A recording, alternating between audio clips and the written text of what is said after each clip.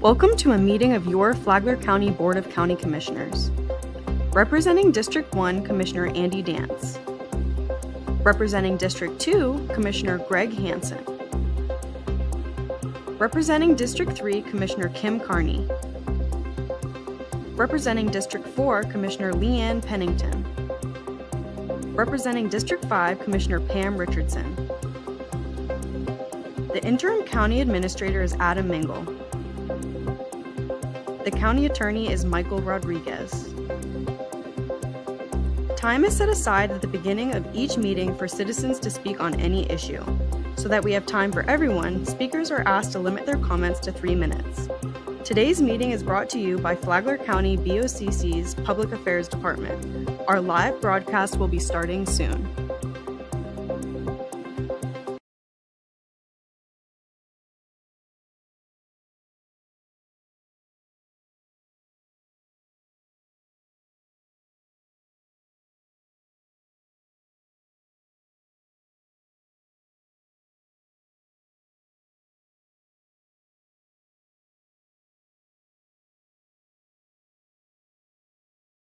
County Board of County Commissioners workshop to order. Today is Monday, May 18th, 2026, and it is 2 p.m. If you'll stand for the pledge.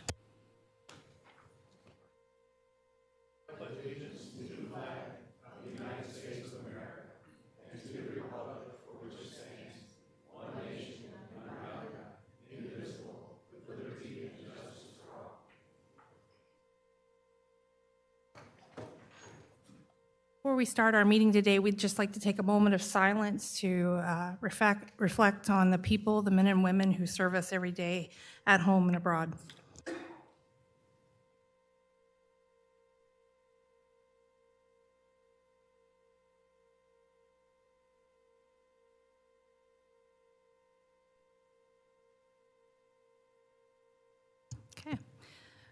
Good afternoon, everyone. Today's going to be a very busy day with a workshop and the 5 o'clock meeting coming immediately after. So we're going to try to get right to everything. We will have public comment available towards the end of this meeting. So if you're here to speak on any issues, just hold out and we'll get to that soon. We're going to go ahead and start today with a discussion regarding Flagler Estates. I think I've got the point on this. I'll run it there, Julie, if you don't mind playing Vanna and heading to the next slide, please. So you may be familiar with the location of Flagler Estates in the extreme northwest corner of Flagler County. At the north end, the north boundary of Flagler Estates is St. Johns County. And then just beyond the westernmost boundary is Putnam County. And that line, if you see that westernmost road that's there, that is the county boundary between Flagler and Putnam. What I've got outlined in yellow in this graphic here are the parcels. And you see a couple of those parcels are doubled up. But for the most part, they're single tracts that are within each of the parcels. In Flagler County, it's divided into 2 units. Unit 4 that lies east of Deep Creek, also known as at 16 Mile Creek, and then Unit 5 is west on the west side, and then the tracts are described through meets and bounds. This is not a formal subdivision. About 2,700 acres in total, and works out to somewhere around 1,792 parcels in Flagler County. Next, please. And so we got that explanation there. I've already shared. The St. Johns County at the north has been developed. It does consist of both single-family conventional homes and mobile homes. I believe their zoning allows both of those. It was not platted as an official subdivision. It did register through the State Division of Land Sales. Dates back to 6970. Our designations in Flagler County, low-density rural estate, which is a 1 unit per acre requirement, with some conservation around Deep Creek, and then R1 and acre minimum zoning. That R1 zoning in Flagler County is homes only, no mobile homes. Most of those tracts are 1.25 acres in size, just over, right around that 5,500 square foot, with typical dimensions for most of those tracts being 165 by 330. That meets and bounds for each of those tracts includes a portion for the roadways, what had previously been described as roadway easements. In the example text I've got there, less than north 30 feet for road, utility, and drainage purposes. Each one of the tract descriptions will describe those as an exception, but they were separately described in a quitclaim deed that I'll reference just a few minutes down. You saw there the 60 ranch sold to Worldwide Development Company. Worldwide Development Company in turn sold to Florida General Equities in 71. 16 Mile Creek Water Control District created in 71. I believe through statute. All those roadway easements were conveyed through quitclaim deeds, first from Florida General Equities, then to the 16 Mile Creek Water Control District. There's a grant of public easement in the documents recorded both in Flagler County and in St. John's that takes the roadways as a public easement, recognizes those in 1980, and that then it also went to the 16 Mile Creek Water Control District. And then we have those powers, initial powers in St. Johns County, and then that extended then the next year to Flagler County over maintenance of the roadways. Yes, sir. It wasn't clear to me, but does each lot own the road in front of it? I would have answered that in the affirmative had it not been for the quitclaim. And so the short answer I have for you is I know that the quitclaim deed, way it described the roadways, it was a center line and then each side of the center line a certain distance, and that those were arguably retained by the developer who then conveyed it to the 16 Mile Creek Water Control District, who then later conveyed those to us. And so what we believe has happened is the roads of roadway right-of-ways are now in the ownership of the county through a quitclaim deed, but never accepted by the county formally and definitely not maintained by the county. The less than accept language is problematic when you look at it on its face, because that would imply that everybody owns that underlying right-of-way. Right, that's what it looked like. And so if you looked at it, absent that quitclaim deed, your assumption would not be wrong. You'd say everybody has their part of the road. That quitclaim deed that was pretty extensive that described the center line, and it did encompass every one of the roads. I'm using that term a little loosely. Conveyed the developer's interest to the district, and then eventually conveyed that the district's ownership interest to the county. Well, when you look at that plat, there's no indication of the roads. No, not at all. So where are they? Where are the roads? Are they in between? Do the roads run east-west through that development? They run both. And not north-south, just east-west? They run both east-west and north and south. And so that every track that's there has access to a road of some kind. And what will happen, generally speaking, I believe they vary in width. I don't remember exactly. I think you had larger roadway right-of-ways in certain areas. I'm careful trying to make generalized statements, but I think safe to say north to south they were a little wider, and then your east to west that were more localized were narrower. I think the 30 feet though is kind of a typical that to give you a total width of 60 feet. All right, that's going to be problematic, I think. It is. Yep. Thanks. But the quitclaim deed calls it an easement, not a road. It only gives us an easement.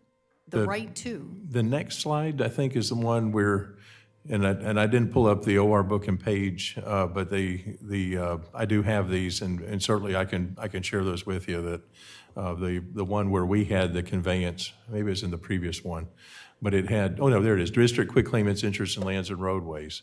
So that I know what you're saying. The description, I think, referred to them as. It was the attached legal description, and then the quitclaim was for any and all interest over the lands described herein. I don't think it called it out as an easement. The grant of public easement that I recall was the only mention of the word easement anywhere. Even the exception that you saw for the lots just said less than accept the following for roadway, drainage, and utility purposes. So that the only reference I remember for easement was that actual grant of public easement that was in the record. Specific to the 16 Mile Creek Water Control District, and then we took that over from them. And you can see then renamed the district at the time of its establishment, then in that renaming, that don't want to call that establishment, when it kind of got renewed as Flagler Estates Road and Water Control District in 87, no more than $30 per acre in any 1 year. That assessment now is $300 per acre in the St. Johns County portion. In 2000, they came in and they said, okay, through the petition of Flagler County owners at the time, we weren't getting enough out of the district to justify the expense, the monies that were generated from Flagler County owners. Arguably, that at the time it was cited in the language in the bill, $116,000 out of $630,900 total for that 1999 to 2000 tax year. And so that what was asked for by the legislature is do a study, come up with an alternative, whether that's effectively pulling the south part of Flagler Estates into St. Johns County. That was one of the options that was discussed. Contracting with one or more, St. Johns County or somebody else. Is there a different option was what was described. And in the end, there was no other option. The district portion in Flagler County was dissolved after the elimination, 20% eliminated until we got down to 2004. There was no longer an assessment on the property, and there was no longer a Flagler Estates Road and Water Control District presence in Flagler County. In 2006, as we're coming into kind of a lot of the heyday for us, we had conducted a survey, had 79%, had the 42% response rate. 79% of the respondents at that time favored some kind of assessment, but it would not include essential services. Fire station or sheriff substation was called out. Most of the respondents were willing to pay an average of $261.41 annually. 57% willing to pay between $50 and $200, 27% to pay $500 or greater, and 15.5% of the respondents unwilling to pay or just did not respond to the question. 70% of the respondents also in this group, out of the 790 returned, said they had no short-term plans to build or they purchased the property for investment purposes. The 2006 survey unexpectedly created a boom in interest. And then by the time we got into the Great Recession, 2007 to 2009, the boom was over, and we were back to having a low valuation, and the tax deeds for Flagler Estates had returned. Next slide, please. And so we've got, maybe I'm generous by calling it poor condition, and as we're starting in Division Street, they're generally in better shape as you move south, and particularly if you move south and if you move towards the interior, the roads get in a different condition, and certainly different condition, more of a rural type 2 rut trail if you're south of the power line easement. If you're between the power line easement that runs east to west and Potatoville Road, that area in both Unit 4 and Unit 5 are in very rough shape. If you've been out there on any of the weekends, I maybe want you to go out there and kind of watch the activities. A lot of four-wheelers, a lot of Jeep activity.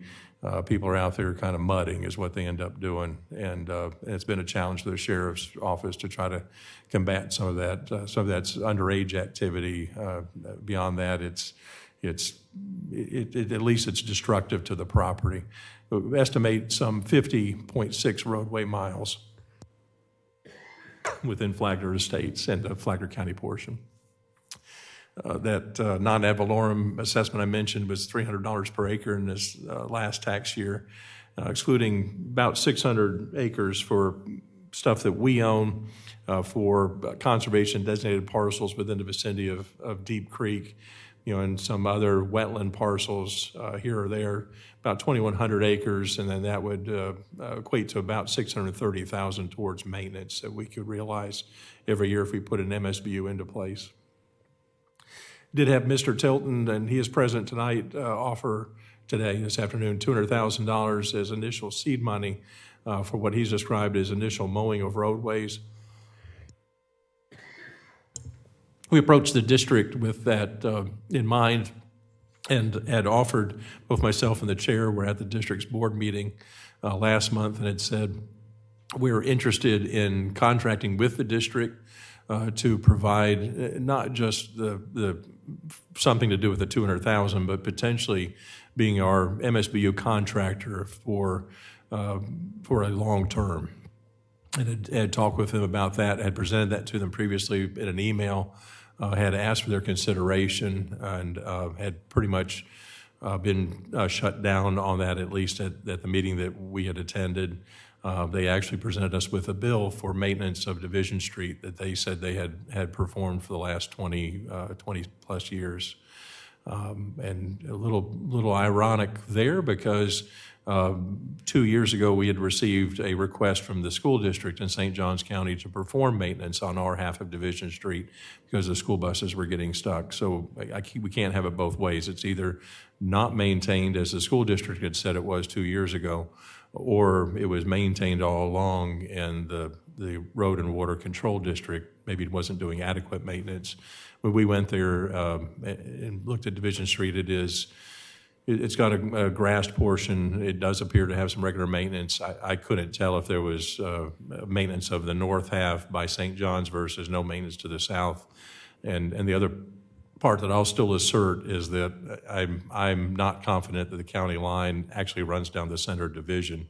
The county line is the section line, and that makes a lot of assumptions there that Division Street is actually physically bounded, at least its center line is the county line along the section line. I think that assumes quite a bit. Current policy, we had a lot of hand-wringing to get to this point, permitting along Division Street because your utilities end along the north portion, along the south line of St. Johns County's county line, but along the north portion of Flagler Estates in Flagler County. And so we have, if you will, the FPL power coming in from that area. All of the utilities, as far as wells and septics, are all privately permitted on individual parcels. And so we had said, potentially a little controversially, that we wanted to have development occur from Division Street, head south. As progression happened, that people would come in, they would effectively improve their portion of the roadway. They would work southward from there. And so far, we've had one home permitted. We had to work through other issues. Fire and EMS service is handled both through automatic and mutual aid. If you'll remember, I think it was at the last meeting, we had the automatic mutual aid agreement with St. Johns County approved as an update. Law enforcement's similarly handled, and there had been some press, I think, within the last couple of years. We're typically prompted by some event that happens on one side of the county line or the other. But we have, I think, safe to say, a great cooperative relationship between the deputies in our area and their deputies, their counterparts in St. Johns County, as far as shared approaches to law enforcement, especially as it relates to the activities that happen on the weekends there. Solid waste hauler for us, luckily, is the same hauler as it is in Putnam. It's Waste Pro, and the school attendants so far could be provided by St. Johns County Schools. I think most of our schools are desperate for children right now because of how the voucher systems are working, and especially in the south end of St. Johns County, where there's not deficient student stations as there would be in the north end of St. Johns County. Next slide, please. And so I've listed some of these. There's certainly probably other things to note here, but did just want to kind of spur some discussion today, and definitely potentially bringing these back for you for some more discussion and potentially decisions. Got the condition of the roadways are admittedly not meeting any minimum standard. That there are large areas where there are pits in these that hold water. You know, if you attempted to drive through there, the Flagler County portion is demonstrably different than its St. Johns County portion, and that's mostly due to the lack of maintenance. Safe to say that there has been no maintenance there, at least for the last 20 years, and likely even further back, again, prompted by the request from the Flagler County residents to get out of the district back in 2000. Security and safety that I mentioned, you've got this trespassing, vandalism, illegal dumping. We have had the request for the posting of no trespassing signs, potentially no ATV use, and we're still working on that. The no trespassing signs so far that we've talked about would be limited to county parcels only. kind of an ongoing basis. We know there's the need to continue a law enforcement presence because of the activities that are happening there. And then emergency response that we're always concerned about is that potential for wildfire. And certainly the helicopter firefight extends our reach there, but it's something that we need to always be vigilant for. And this is an area that's ripe for that kind of activity because it's not well traveled. It's not something that we're proximate to. It's not something that it's kind of out of sight, out of mind. And I think if you remember, I think there had been a fire there maybe within the last 4 years, and it was quickly contained. It was not at the time of wildfire risk or drought like we're having now. No access from Flagler County. That's always been the issue for us here, that we have no roadway access from Flagler County to Flagler Estates. We had talked at the time in 2006 about the potential of running a roadway extension from, generally speaking, right around the Espanola area northward. There is an old rail bed that's there. The rail bed, for the most part, is privately owned. There is some areas of near ownership, and then there's also, if I'm not mistaken, a couple of stretches of private ownership where the rail bed had been picked up by private landowners. That had been a potential. There are some trellised crossings that are there that have fallen into disrepair. We dismiss that as being an impossibility because new roads are very expensive. And so that at the time, at least in our discussions, that was not something that was feasible. And then we still hold out hope that either contracting with the district through an ILA or with St. Johns County to provide some of these services, or as a third option, we can hire a contractor should we wish to do anything as far as the formation of an MSBU and MSTU for some initial construction. And then after that, after we build it up to a standard, then you'd have an ongoing maintenance that would kick in. And that would be the intent. There would be that would be an assessment that would be passed on to each of the owners on an annual basis. More recently, and this is something for us to talk about because we know this pressure is coming as farms are relocating from 2006 and other parts of what ends up being western St. Johns County, eastern Putnam County. Because of that push of development that's happening there, we're seeing a lot of future land use amendments, a lot of rezonings for new development that's happening in that area. It's pushing the farms out. And so now the farms are shifting here. And so more recently, L&M has come in. I think they've gotten into a long-term lease or purchase. And so they're on the south side of Potatoeville Road. And some of that illegal activity, the trespassing, is affecting them. We've got the solar farm that's happening along the Putnam-Flagler line. No impacts that we're aware of yet with that, but it's just something else to keep in mind. We do have some existing presence through Road and Bridge right now. We do maintain Potatoeville and I believe also Methvin Road. And so we're already in the area. If there was something there for us to step it up, it would be basically a grader there longer, maybe more material. It would be definitely more of a maintenance presence than we have now, but admittedly, we're there already in the area. And then base question that's here, and then probably should have started with this overall, should development be allowed in Flagler Estates in our portion? We do have to also disclose that Water Management District had done a report, fairly extensive, I want to say it was dated 2023 for the potential for acquisition. They evaluated concerns related to an environmental basis. What that would look like probably is individual donations or purchase based on appraised value. And at the time, it was considered, but it's not something that was any budget on either the part of the district or the county to pursue that. MSBU or TU appropriate, again, we kind of set the stage for that in 2006. And then if that answer is in the affirmative on one of those, then what would be the extent of what we'd come up with? Roadway and stormwater maintenance would be the likely two activities that we ended up having there. And then certainly I believe that initial improvement would be needed in order to get us up to a standard. Concern with a BU or TU is timing. If you come in with those, the expectation then is that people are paying into it. They're going to be wanting to permit almost immediately. And I think you probably saw on the roadway slide, I had anticipated that this would end up being something that potentially could be done in phases, that if you hypothetically broke it up into a quadrant where the quadrants are divided east to west by Deep Creek, by 16 Mile Creek, the creek that runs north to south through these, and then potentially on the north half and south half by the power line easements. And so you could, in theory, and you can maybe just in your mind's eye picture this, a northeast quadrant or northwest quadrant, a southeast and a southwest. The northeast and northwest would be the ones I would think would develop quicker, would have the greater potential for immediate development because they adjoin St. Johns County. And they're also admittedly in a drier condition, in a better shape, so long as you're staying some distance from Deep Creek. At the south end, the south part, south of the right-of-way of the old rail bed, let me fix that, the power line easement that runs through, that ends up being the wetter portion, the more overgrown portion of boats, units 4 and 5. Unit 4 would end up being what I would refer to as a southeast quadrant.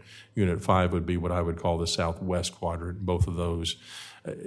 Although if you get on that southwest quadrant close to Potatoeville Road, again, you're back to what several landowners have told us, that Potatoeville being a maintained roadway. It does have some areas of dry areas, especially as we get to the far west end in that southwest quadrant. So with all that together as a universe, I wanted to lay out as much as I could and wait any questions or comments. Mr. Tilton's present. I don't know if you want to hear from him now or you want to hear from him as part of a public comment, but certainly wanting to get your questions and comments back to me, and I'll do my best to answer them now, and when I can't answer now, I'll come back to you. Thank you. Thank you, Mr. Mingo. The portions or the lots that somebody owns all the lots. Is Yes, that sir. correct? Yes, sir. Are all the lots buildable, or is there wetlands out there? There are wetlands out there. So do any of these lots that people own not buildable? There are some, yes, sir. And I'd say for the most part, they've been identified by the property appraiser that if be very careful with that, they'll have a lower assessed value. And so that property appraiser staff has been very good, very diligent. They've used their tools just like we use their tools, that they look at conditions related to soils. There's a portion of FEMA flood hazard that's there. They also look at different mapping tools that we have available, and they'll use those to provide an assessed value for taxing purposes.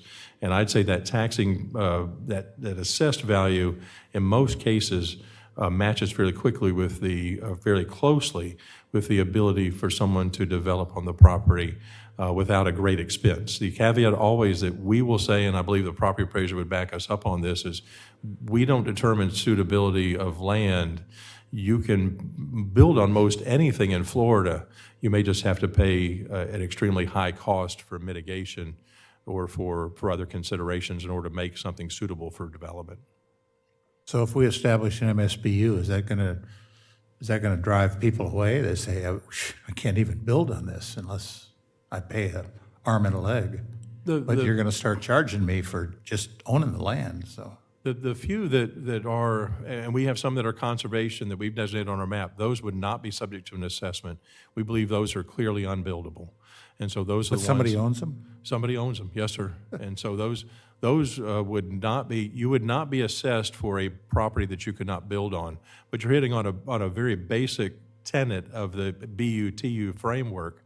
If you're paying an assessment, you are paying as if you have the ability to build on it. Right. And so one assessment equals basically one dwelling unit in this framework. And so if you're assessed, you're receiving the benefit, you're able to build. Okay. Thank you. Thank you. Maybe before we get in discussion, we'll give 5 minutes to Mr. Tilton as his public comment, and then we can. Do you have anything you'd like to state your name? So Ben Tilton. I'm just going to open up just for a minute. This is Mr. Tilton, who owns how much. You want to give your information to the? How many do I own? Is that what you're asking? Yeah. How many properties do you own out here roughly? About 270. About 270. Okay. You're going to need to speak that mic. Yeah. Bring that mic up to you, babe. There we go. Now we can hear you. Just a few things. and maybe I'm getting ahead of it, but is when you mention signs, you need to put ATV, no ATVs, and that way the sheriff's department, that's their warning. If they write them a ticket, they've already warned. You know, that there's nothing they can say about that. And of course, the sheriff's department may differ with that, but you know, I don't have, you know, I'd be happy to answer your questions. As far as when it was taken out, the reason it was taken out was two reasons. One is they were taking the money and spending it on the St. Johns County side. The other is Flagler would not issue permits. And you could not pay that high fees for just to give it to them. I mean, it just didn't work. And that's why it was taken out of the district.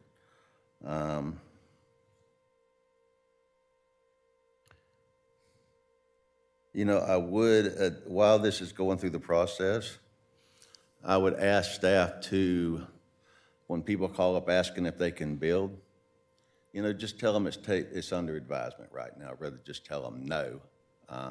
Just it's being worked through on that portion of Flagler Estates. There's a lot of people that have property, a lot of people want to build, but every time they call up, it's just a flat no. And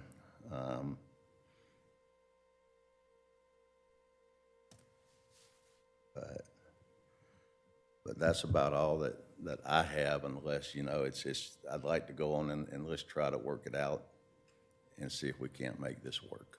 Okay, thank you, sir. If we have any additional questions, we can bring you back up. But I'll just start with some of the issues that I'm having out here. I guess I'll start with the first thing, which is we do have a lot of farms moving, and we're expecting more, is what I'm told. And the farm owners are now asking for a lot of ditch work, a lot of road work on Potatoeville. They point out where their tax is going. I've had a lot of them. We've been able to, luckily Brad Bond's been doing a really good job of, he put in an extra culvert to help with some of the flooding issues they were experiencing at Methan. FP&L has some issues out there with how their culverts are put in that we're working through with legal. And then the farms took it upon themselves to go ahead and do their own ditches, which we're grateful to them because they needed to get their crop going and they didn't want to experience flooding. So we weren't really anticipating a lot of farms showing up, but they have. Commander Emery's here. They are entertaining a lot of patrols out there, a lot of enforcement, which has been difficult because we have an area called the Waffles, which you maybe you're aware of, maybe you're not. I believe it's county-owned piece of property where people go to party every weekend. It is like a trash pit that's on fire. It is a lot of ATVs. Sometimes up to several hundred will show up because they'll advertise they're having parties out there. Mm-hmm. They'll shoot up the no trespassing signs that we have. It's difficult to trespass people because the trespassing signs aren't posted properly. They don't explain the differences in trespassing. And so they've asked for our staff to work with them to get the proper no trespassing up so they can do enforcement properly. But outside of that, it's just turned into kind of like a free-for-all party place. And now we have farms, and the farms are like, I don't want the ATVs on my farms. They're going to ruin our cropland. And so it's like one of those places that almost just we've kind of ignored, but they're finding it and they're developing it. And as Adam said, there's going to be a solar farm out there as well coming up. So I'm not really sure what the right answer is. There's a lot of problems with development out there as far as housing. As Adam mentioned, there's no roads in on the Flagler County side. We don't really have agreements for fire, EMS, with the district to maintain roads. They don't seem interested in helping us maintain roads through any kind of agreement. They met with us and presented us with a $132,000 bill for maintaining a road. over the course of 20 When you're years. saying they, who are you talking It's a about? district, it's what he was discussing, it's a road and bridge type district that was created, road and water district, created on the St. Johns County side, and they do some maintenance on that side. On that side. Yeah, well, they've taken upon themselves to say that they've been doing maintenance on Division. Well, anybody Because could I ask think for school anything. buses were having issues getting down there on the St. Johns County side. And so they brought this bill to their attention. I did ask, do we have an ILA on this with you? And they said no. And so I said, I'm not sure that we owe you this money if we didn't ask for the don't. road to be done, and we don't have an agreement with you for you to do it. And so we have to go back to them in the June meeting and give them some board feedback on the bill. And so we're working on that right now. But Mr. Tilton is one of the people that owns a lot of property out there, and he comes quite regularly up here and has been asking for permitting along Division Street. I believe you sold some properties up there recently. They came in and asked for permitting. Right now, the policy on permitting on Division Street is only if the Water and Road District of St. John's will approve it, because all the services have to come from them. Yes, ma'am. So we've only permitted one to date, which they approved. But now there are 7 or 8, I think, in the pipeline trying to get approvals. I don't know what they're going to say to those properties, if we're going to entertain that. We did, I did reach out, I did talk briefly with their board chair, Mr. Fisher, and he had said that they will take this up Thursday. They have a board meeting, I will be there. And what we're talking about is not unlike what we have with DOT roadway, where what they will do is they'll issue a permit for a culvert for a connection to Division Street, and then present basically a permit receipt to us along with the building permit application that would then allow us to proceed with issuing a permit if our board is comfortable with this plan. But that would be the way to continue development along Division Street and formalize what we've discussed. There may be an interlocal agreement that be needed to make that happen. We don't need one with DOT right now. The way that works with DOT, it's a state-maintained roadway. It's a different situation. But in this manner, we would be effectively having an ILA with the district to determine the culvert sizing for a connection onto Division Street. Arguably, at least they maintain half of it. A lot of the feedback from residents of that meeting was they have to use our St. Johns County services, they have to use our roads to get out, they're not paying taxes, and that we shouldn't permit them to come in. In just a minute, sir. And so, so that was some of the feedback. There was not very many residents there, but it's a conundrum for us because they are actively trying to permit on Division Street, and one home has been permitted to date by us. Yes. And so that, it's one thing for farms to show up and farm on ag. They have the right to go out there without any zoning or anything. They're doing a hell of a job maintaining things on our behalf, to be honest with you, the ditch and the roads and the culverts, because they want to farm. And they want to protect their farm. So, and Brad and the road crew are doing a great job working with them. So that to me is up to par. I think we need to deal with the trespassing. We need to make it a priority to meet with Commander Emery and get them the support that they need for signage out there. And because, I don't know, it's like a party central out there. It gets worse every week at the Waffles. I don't know if the Waffles needs to be fenced off.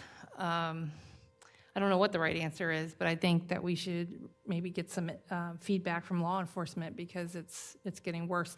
There seems to be some sort of group that's posting on social media party events with food trucks, ATVs, all along Potatoeville. It's just become lawless kind of out there with what's going on. And that wasn't really reported upon or talked about until the farm showed up. And they're like, what is this out here? We want police. We want, this handled. We don't want ATVs running through our fields. So now it's kind of like the perfect storm for some of that. So I don't know what the right answer is for the enforcement, but I think we could work with them and make sure that we make it a priority to get signs up, maybe look at fencing off the Waffle area. if that's what needs to be done. But that, to me, is the most urgent thing on the list, is how to enforce out there. Then the second thing is we have houses in the pipeline asking for permitting coming in.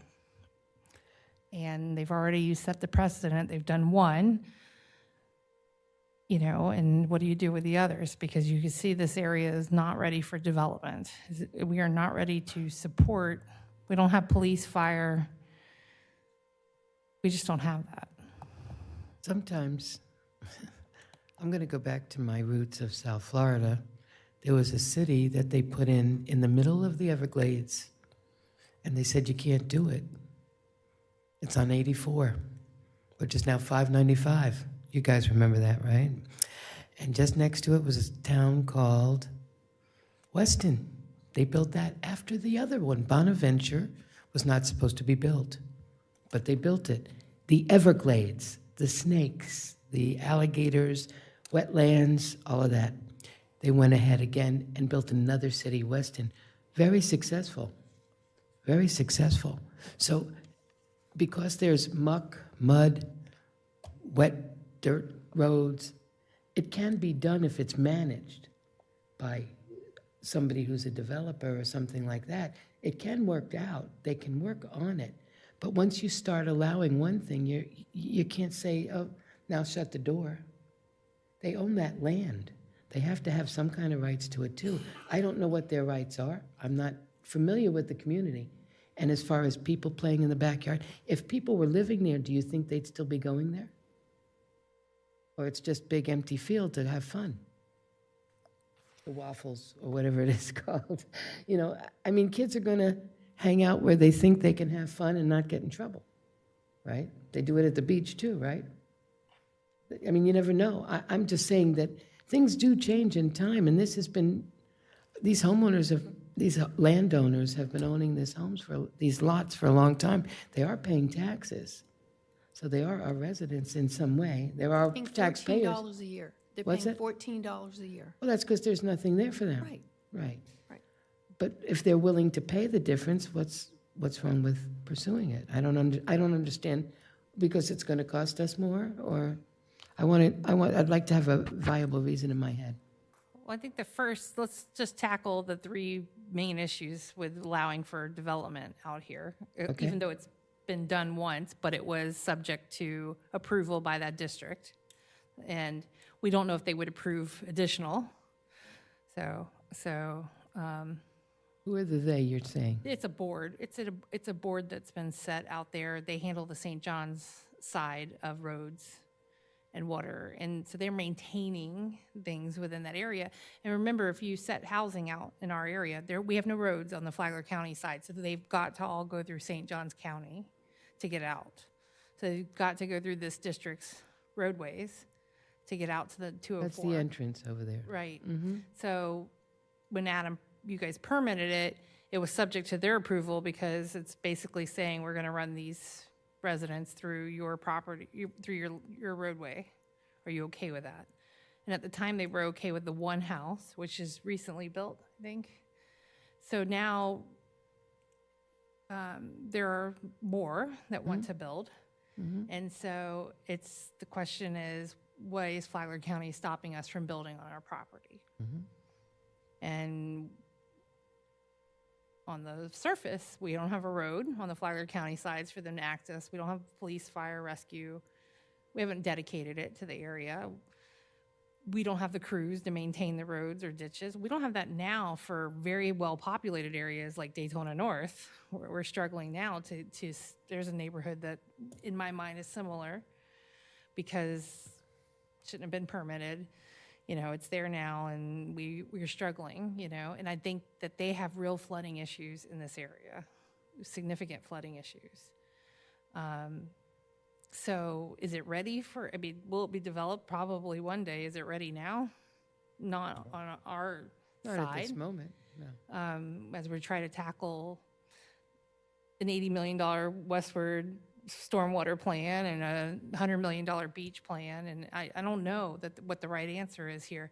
I do know the law enforcement has to deal with a lot of issues, and farmers are having to deal with issues because of the lack of law enforcement, so that needs to be tackled, and could probably be reasonably dealt with. But Adam and staff are right now stuck with how do we continue to permit in this area. Well, they get their services, all of their services from St. John's, if they build out there, correct? Yeah, but do we have an interlocal on that?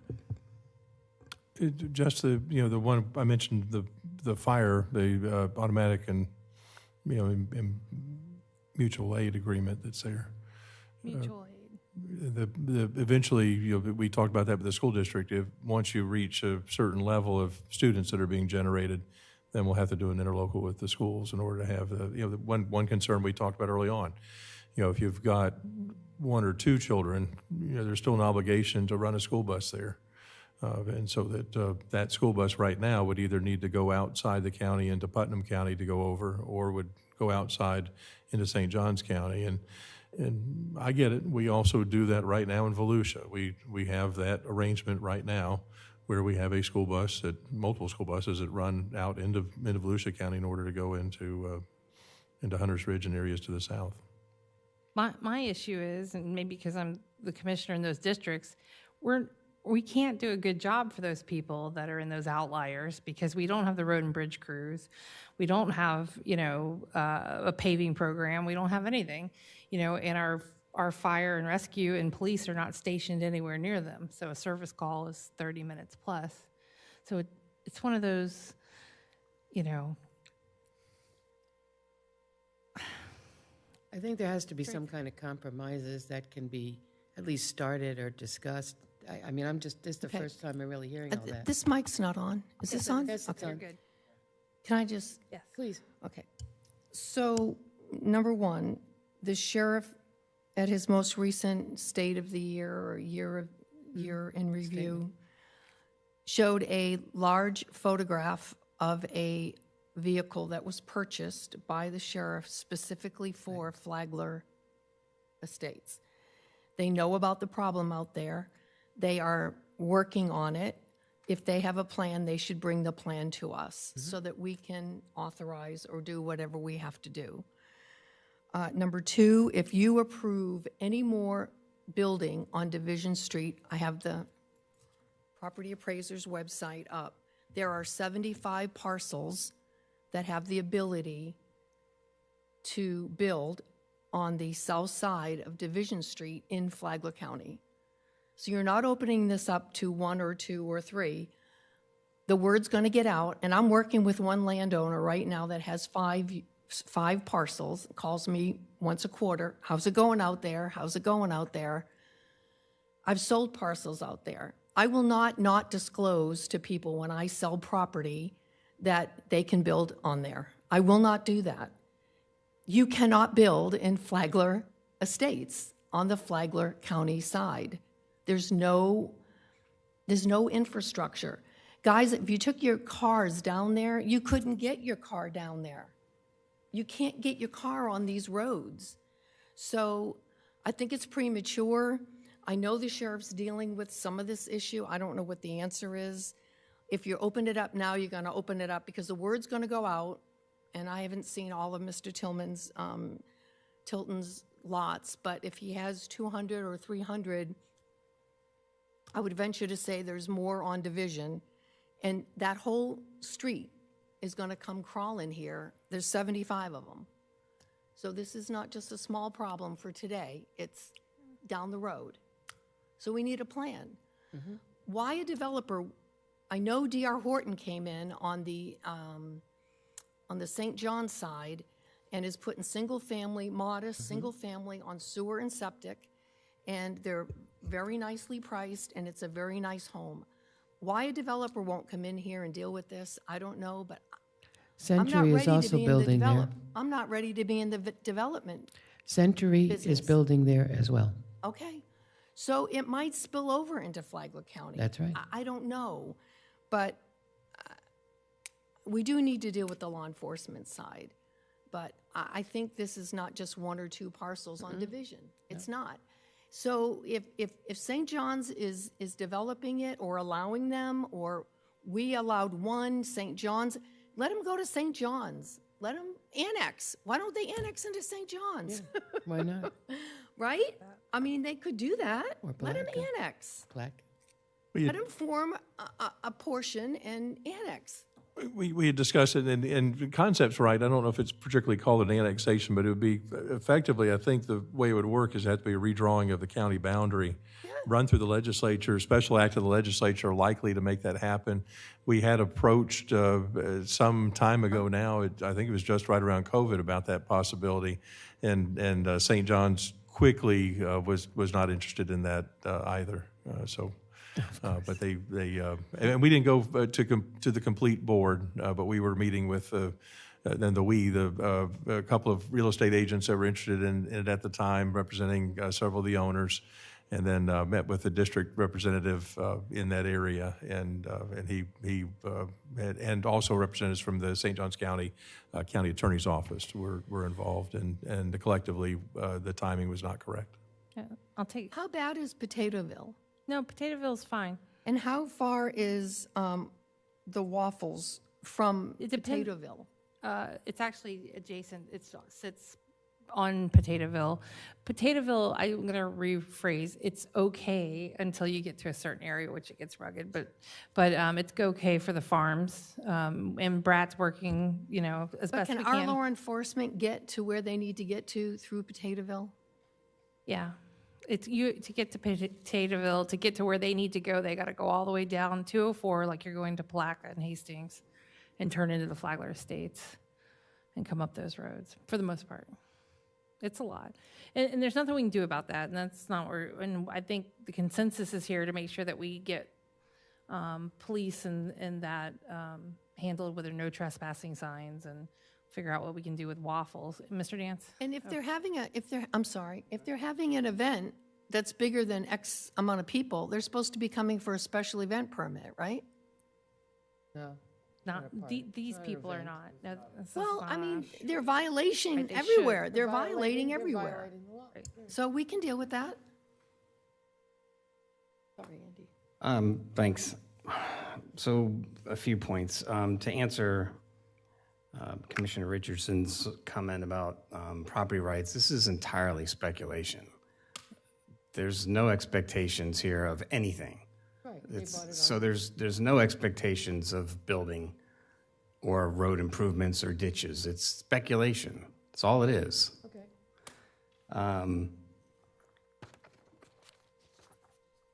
Adam, confided, county made a mistake approving that one home on Division. I don't think we repeat that. It's a mistake. It's there. There's nothing we can do about it, but especially since we're not paying fees to the district anymore, there's no obligation. I think it's a mistake to do anything out here. If it's to be developed, the proper way that this goes about is somebody goes around and collects as many parcels as they can to create a large enough parcel where they come through with a PUD or some type of development, master plan development, like everybody else does.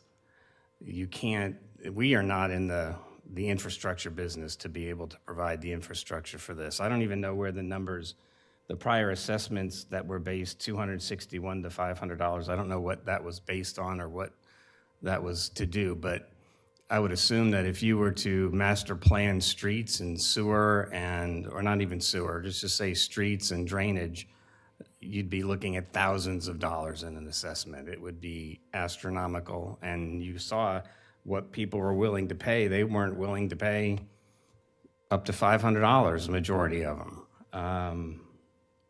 Is Potatoeville an easement, is a right-of-way? It is a right-of-way, and it is County right-of-way. County maintained. Okay. Up until Methvin, and then beyond Methvin, it is not maintained. Yeah, I have some issues with what I heard Commissioner Pennington saying about the farms that are going in there. Again, just because they buy a parcel doesn't mean the county's obligated to provide them access or drainage. It's they have to go through the water management district, and if they bought a low piece of land, it's not our obligation to drain it for them. They've got to go through and get drainage permits through the water management district, just like anybody else that improves land, and figure out where that drainage is going to go and do those improvements. It's not on us. Well, they were asking for county to maintain the county ditches that we had not maintained. Okay, And- well, I and mean, it's been again, dealt with. Potatoeville and whatever ditches to drain, again, it's Yeah. to drain Potatoeville Road. It's not to Right. drain property. And it's been dealt with because obviously it was not a high priority because there was nothing out there for so many years. So I feel like all that's been resolved for the most part. We got that resolved and we're working on the FP&L piece. So really their biggest thing is keeping ATVs, doing the best we can to maintain with the ATVs. Right, private property, they have to post it, it's their responsibility. That's right. Wherever the Waffles is, whoever owns that parcel, is it a liability? We own it. It's our county property, well, then that is something we should definitely address. That's what I'm thinking. I don't know what I don't know if signs are sufficient out there. I don't know if it needs to be fenced off. Well, get a hold of the Facebook page where they're posting their things, and share them with the sheriff's office. I would assume weekend patrols would be, Those are happening. yeah, so We've got- that can be, SWAT the team sheriff, that's what they do, is they figure out how to enforce those places, so. But I'm of zero policy shift from the county. I mean, I heard Mr. Tilton, but the hard no for me, no ambiguity in there at all. That's a hard no when somebody asks.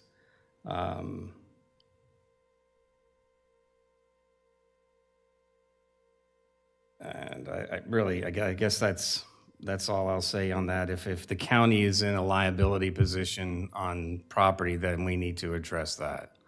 And since Potatoeville Road is a county road, obviously we have to maintain that to an acceptable degree, and provide the roadside drainage for that road.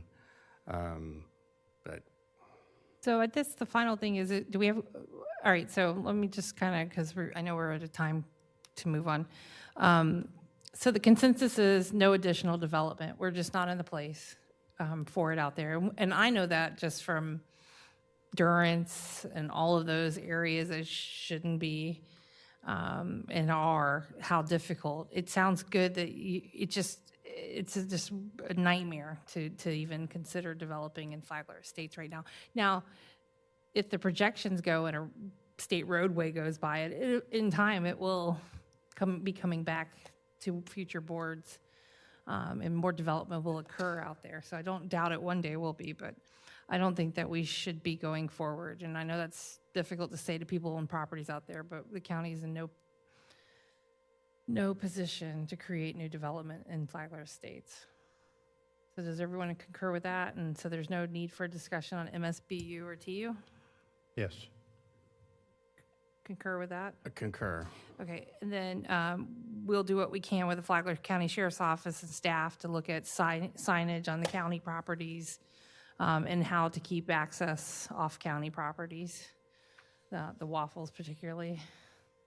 I mean, they're smart. As long as there's been a west side, there's been parties. Yeah, And that is they'll find a place, and we'll get them out of the Waffles, and We just need to protect next will be the at least house. the county-owned land out there and do our best for that. Finally, is there consensus to have legal address the bill that we were provided for $132,000 for maintaining Division Road? I would leave it to legal. I don't Yeah. think we're under obligation I don't without an think so, agreement. but I wanted to be able to bring them back something in June to their board, because we told them we'd come back in June to form and allow that to be addressed. So, I mean, then that just gives credence to division, which I don't want to do. okay, so how about we just leave it to legal and staff to figure out how to best address it? I told them that I didn't think we had a bill with them. We didn't ask for it, and we didn't have an ILA, so. And apparently their own attorney admitted to me after the meeting that the secretary just did it, and he doesn't know why she did it. So, okay. Mr. Tilton, we'll have public comment at the end, and you can address this again. Are we okay to move on for now? Okay. I need to move on to Flagler County Sheriff's Office, ILA.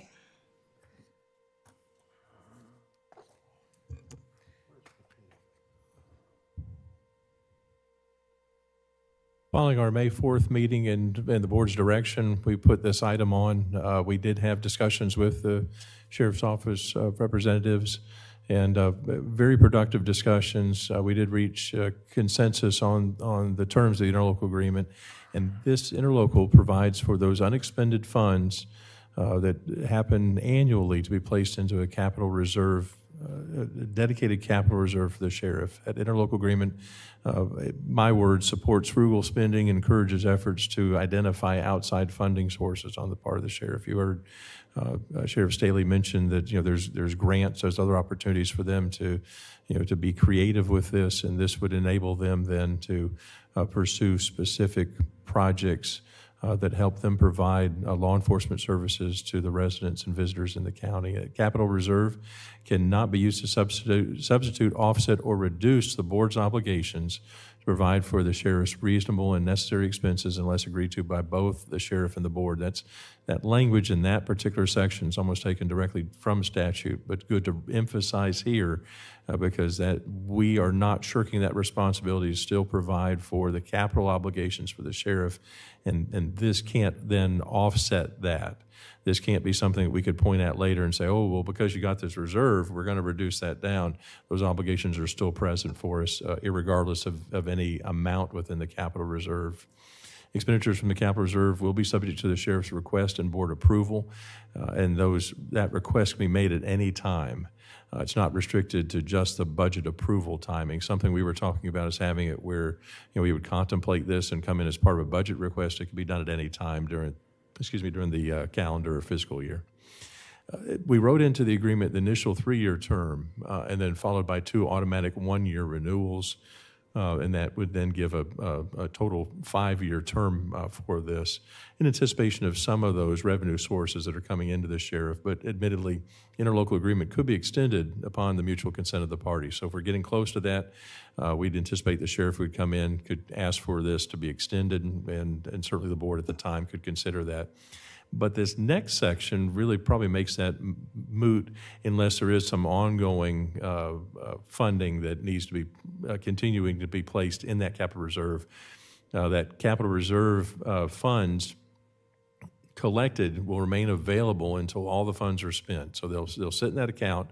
It survives the termination of the interlocal agreement. So assuming the 5-year termination of the interlocal, those funds will still be there. They'll still be available to be utilized until that capital reserve is zeroed out.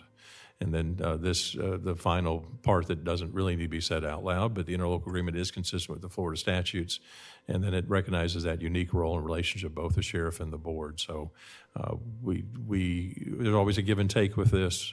We appreciate the involvement of sheriff staff, and especially Mr. LeMaster, and then also Chief Strobridge, and they negotiated with great honesty and diligence in representing the sheriff and his interests, and heard our concerns. We heard theirs. I think we've got a great agreement here. And with that, I'll close. Wait any questions or comments from the board. We did schedule this tonight, and potentially in error, I put it on consent, figuring that this was going to be on here. We did have Commissioner Dance remind us that I think the board at the last meeting had said we wanted this on for general business, and I'll leave it up to you if you want to pull it tonight from consent and put it on general business. We figured if we're going to talk about it at the workshop, we probably don't need to talk about it in too much detail at the meeting tonight, but certainly I'll leave that up to you. Thank you. All right, I'll open it up. Any comment from the board? Any questions? I believe Mr. LeMaster's here.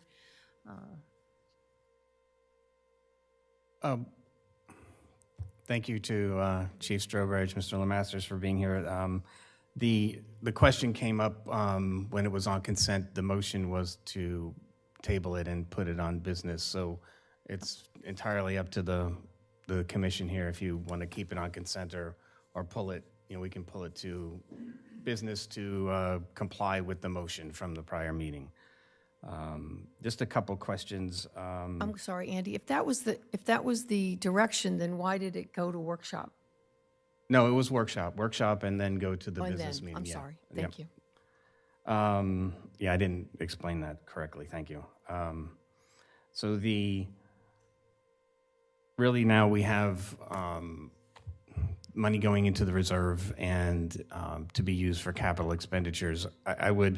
We haven't talked, and I talked to the sheriff, Rory, we haven't had great discussions about the capital needs in the past with the sheriff. So as part of something prior or during budget season, working up to budget, maybe annually we do a presentation so that we can look at your capital needs and prioritize them. I know the one thing we talked about was the Hammock substation was one of those needs where we could reserve money as the legislature is looking for 50-50 requests. So we've got to be able to bank money for these projects now to try and ensure that those appropriations go through. So I think that's a great plan for something like that, is if we build up capital reserves, it helps us with some of these projects moving forward.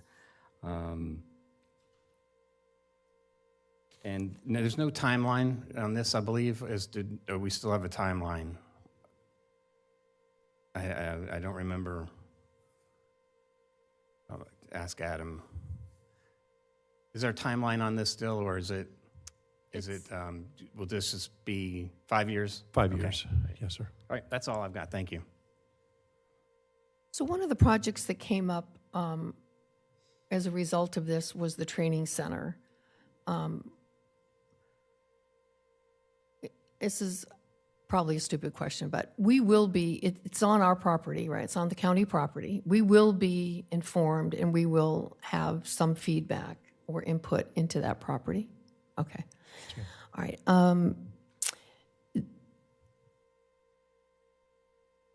Without having any information on, I know that the sheriff, rightfully so, has been frustrated by the way the state's handling that or whoever's in charge of that project.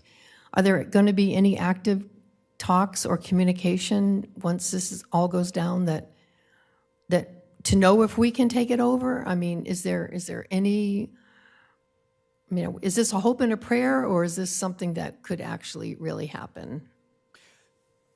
There is Mark Strobridge, Flagler County Sheriff's Office Chief of Staff. There is an agreement in place that would have to be modified before we would use any of this type of funding in there.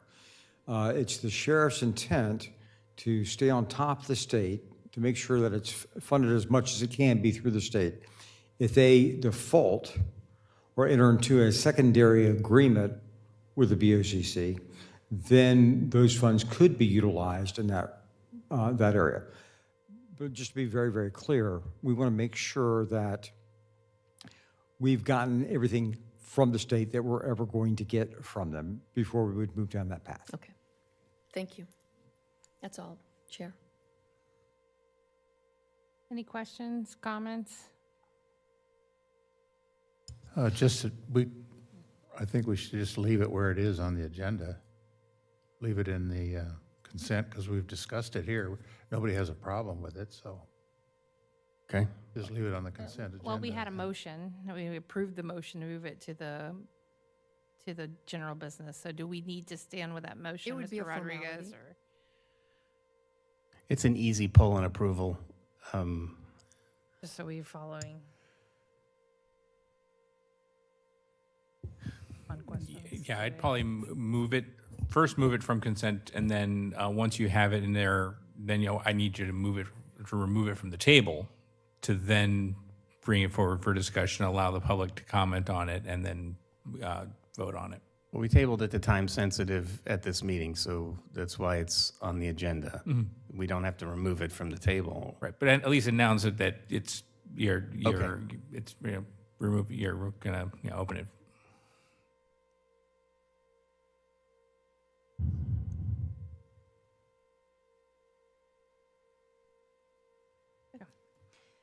So, anyone else have any other questions, comments? Andy, do you foresee us having to, we're just going to wait as they come with their request, right? We're not asking for a layout of how they intend to spend it beforehand. Well, yes, as it states, they have to submit a request. Yeah, so So we'll just wait it until on that that. request, it'll be in a separate reserve fund. Yeah. Okay. All right, no other issues on this matter? Okay.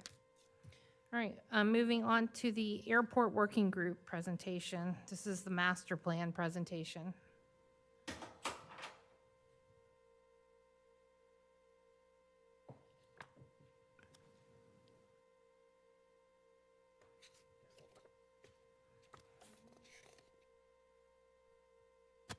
Good afternoon, Chair and Commissioners. My name is Roy Seeger. I'm the Director of the Flagler Executive Airport.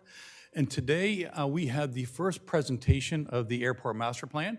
This is the presentation on the Airport Master Plan process and airport in the working paper number 1. Just want to let you know the Airport Master Plan is going well. We have met several times. As you know, you all appointed an Airport Master Plan Working Group. That committee is doing a great job. We've met with them 3 times, and also they've all received individual tours of the airport as well. Just want to let you know, so today I have Doug DiCarlo here. He is our project manager. He is for the Airport Master Plan, and that's what he'll be going over today, basically, the working paper number 1. I will tell you, so there's 2, this working plan number 1 will have to be, once it's approved by you, it goes to the FDOT and FDOT for approval. It is one of the only working papers that need to be approved by the FAA as well. And then also the ALP gets approved by and that's at the end, airport layout plan. That gets approved by the FAA as well after you guys. So with no further ado, I'd like to bring up Doug DiCarlo, and he'll introduce himself and start the presentation.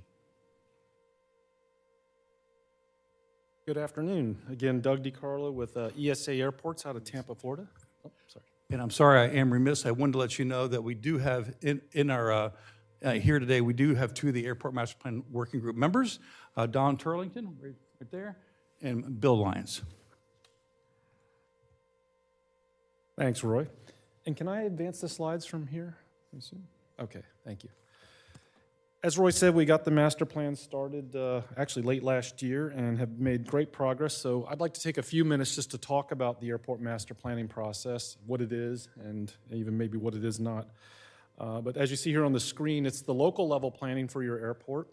It is required by FDOT and the FAA for funding purposes. If something's not represented within the master plan and on the airport layout plan drawing that you'll hear us talk about a few times today, it's not eligible for funding. Another item here that's really important, and you're going to see it through the next couple of slides, it's a collaborative effort.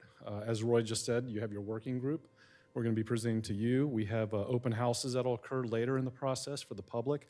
So it's something that we want to be very transparent as we go through this process.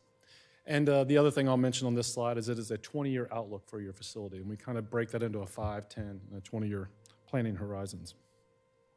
All right, where do I point?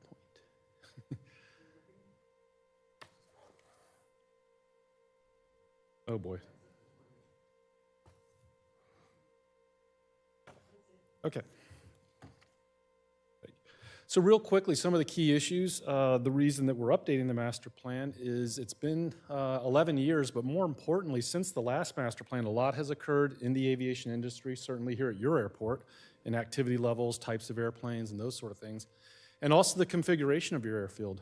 If you're not aware, right after the last master plan was completed in 2015, the actual primary runway moved 400 feet south, and a lot of other major improvements have been made, and great improvements to the airfield configuration overall. So that was a very good progress in cleaning up the airfield geometry, as we call it. So we need to look at different alternatives as we move forward for the next improvements. And then, of course, I think most are aware we always want to be sensitive to and address the compatibility with your surrounding community. And one effort that will be included in this in the latter half of the study is some noise modeling.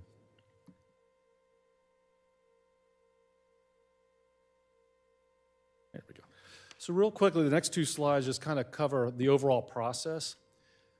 There are basically 8 major components. We're within the first 3 here, as Roy kind of outlined. We have the initiation of the project start. A lot of different inventory and fact-finding elements occur here to help us understand the existing conditions of the airport. It's a big facility out there, as many of you know, and there's a lot of different features, and we're trying to understand what condition they're in and how they are operating today. Then we get into the aviation activity forecast. These first 3 blocks here are actually where we are today with the first working paper that I hope that you all, I understand you received a copy of it. But we get through the aviation forecast, and again, that's a 20-year outlook. And as Roy had indicated earlier, this is one of the key milestones with the 2 agencies that needs to be approved before we move forward. And after everyone is happy here at the local level, we'll be sending that off to those agencies for their review and approval. Once we get through that, we will start the facility requirements in the simplest description. That's where we're comparing what you have today and what kind of demand we see on the facilities in the future and how we can make the necessary improvements on the air side as well as the land side to accommodate those demands. As we get into the back side of the study, I'm not sure if I'm clicking it or not. So, can we have the next slide, please? There we go. As we get into the back side of the study, we start collecting additional information on the environment, actually on the airfield and within the community. And the first 2 boxes there really kind of go hand in hand because as we want to start looking at alternatives over the 5, 10, and 20-year horizons again to improve the facility, we also need to understand what's going on in the community. Those will ultimately culminate into recommended alternatives. Sometimes we'll have to make compromises. One of the best alternatives for a facility or an improvement may conflict with another, so we have to figure out how to make them work together in the limited space and environment that you have at the airport. And ultimately, it comes into this airport layout plan, which we always refer to the ALP as kind of one sheet that the FAA and FDOT do review and approve. But it's really a drawing set that includes a lot of other details about the airport, certainly airspace and details as we get to the actual physical facilities around the terminal area and some of the features of the ends of the runways and things of that nature. So once the ALP is kind of settled in the FAA's review, and really the last part of the study is kind of the working end of the stick, in my opinion, where we get the development program to come together, where we look at where the opportunities are for funding. Grants are certainly a big part of this. That's why we're doing a lot of this work, is to understand how we can take advantage of those lucrative grants from both the FAA and FDOT, and we develop a 5, 10-year, and 20-year working program for the airport and for Roy and his staff to take forward. The existing conditions, real quickly, as I said, the first working paper does have that inventory and forecast. You have 2 runways out there that are paved, and then even a 3rd runway on Lake Gore, a water runway that the seaplane operators use. And just as kind of a starting point, our base year for the study was for 2025. The annual operations were just under 181,000, an operation being defined as either 1 takeoff or 1 landing. When the training aircraft comes in and doesn't touch and go, which we know they do from Daytona and other areas, that actually counts as 2 operations. And then we have the based aircraft, which are those aircraft that are actually live at the airport or have claim Flagler Executive as their home. And there was 91 by the FAA's numbers. There were actually a few more than that, but it takes a little while to kind of get them into the FAA system. All right, where I'm going to spend the rest of the time is that activity forecast chapter, because again, this is an important one that the FAA must approve. There's 3 components really that they're looking at for a general aviation airport like yours: the level of operations, the number of based aircraft, and then the critical design aircraft for each of the runways. Within each of those categories, we do have other details and some other derivative forecasts, as we sometimes call them, for different aspects of the operation, whether it's local itinerant operations, what happens during bad weather, and certainly peaking and those sort of characteristics. For the operations, for all of the next slide was fine. For all of the forecasts, and this is just a quick summary of some of the inputs that went into it. You certainly had the last master plan or the last local study. The Florida DOT also does a system plan for the state, so we take a look at that information and how Flagler's looked at that in the region as a whole. That was last done in 2023, so that's their 20-year outlook. They call the plan 2043. Each year, the FAA does a terminal area forecast that we have to use as a comparison to our forecast. And then the one that's on the bottom there is an industry-wide that the FAA calls their aerospace forecast, which has a great wealth of information related to all segments of the aviation industry: commercial, general aviation, and even space. Data sources locally for your airport came from the tower. That's the FAA OpsNet. You do have an active air traffic control tower out there, so we get the activity logs from them. VerTower is a newer technology that's being used across the state in every airport, and we get a lot more detail from this, and this is coming from onboard equipment, ADS-B as it's called, from the aircraft, so we get a lot more detail about the actual runways they're using and the types of aircraft. Then, of course, there's other industry reports and even socioeconomic data that we get from Woods and Pool, so we can make comparisons from the county level to the state level and the national level. For the projections of operations, and the same will be true you'll see for the based aircraft, I'm just going to look at the annual operations of the total based aircraft. Again, there's other details within the study that take a deeper dive on some of the details of those types of operations. But we look at a number of different projections, some historic, some from previous studies. We look at trends that are going on in the nation's airports. But the one we ended up selecting for this 20-year outlook is the market share, and that's where we kind of benchmarked Flagler's growth against the states and even the nations. And one thing that's very interesting about Florida is the entire aviation industry, as many are sure of you aware, took quite a hit during the COVID-19 pandemic. But Florida and Flagler was certainly a part of that. We're the leaders in rebounding the general aviation industry, and still to this day, Florida and Flagler are leading that growth well out of the 2022 drops that we all witnessed.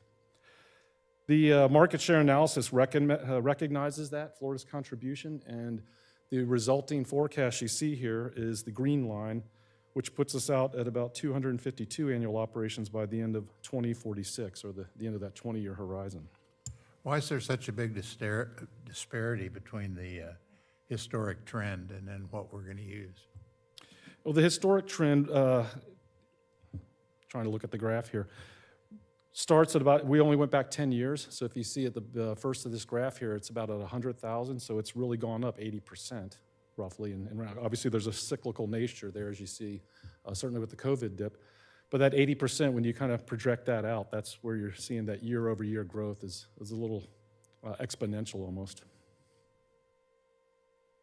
So your assumption is that's not going to happen? Yes, sir. I'm sorry. That was not selected as the recommended forecast. It was the next slide.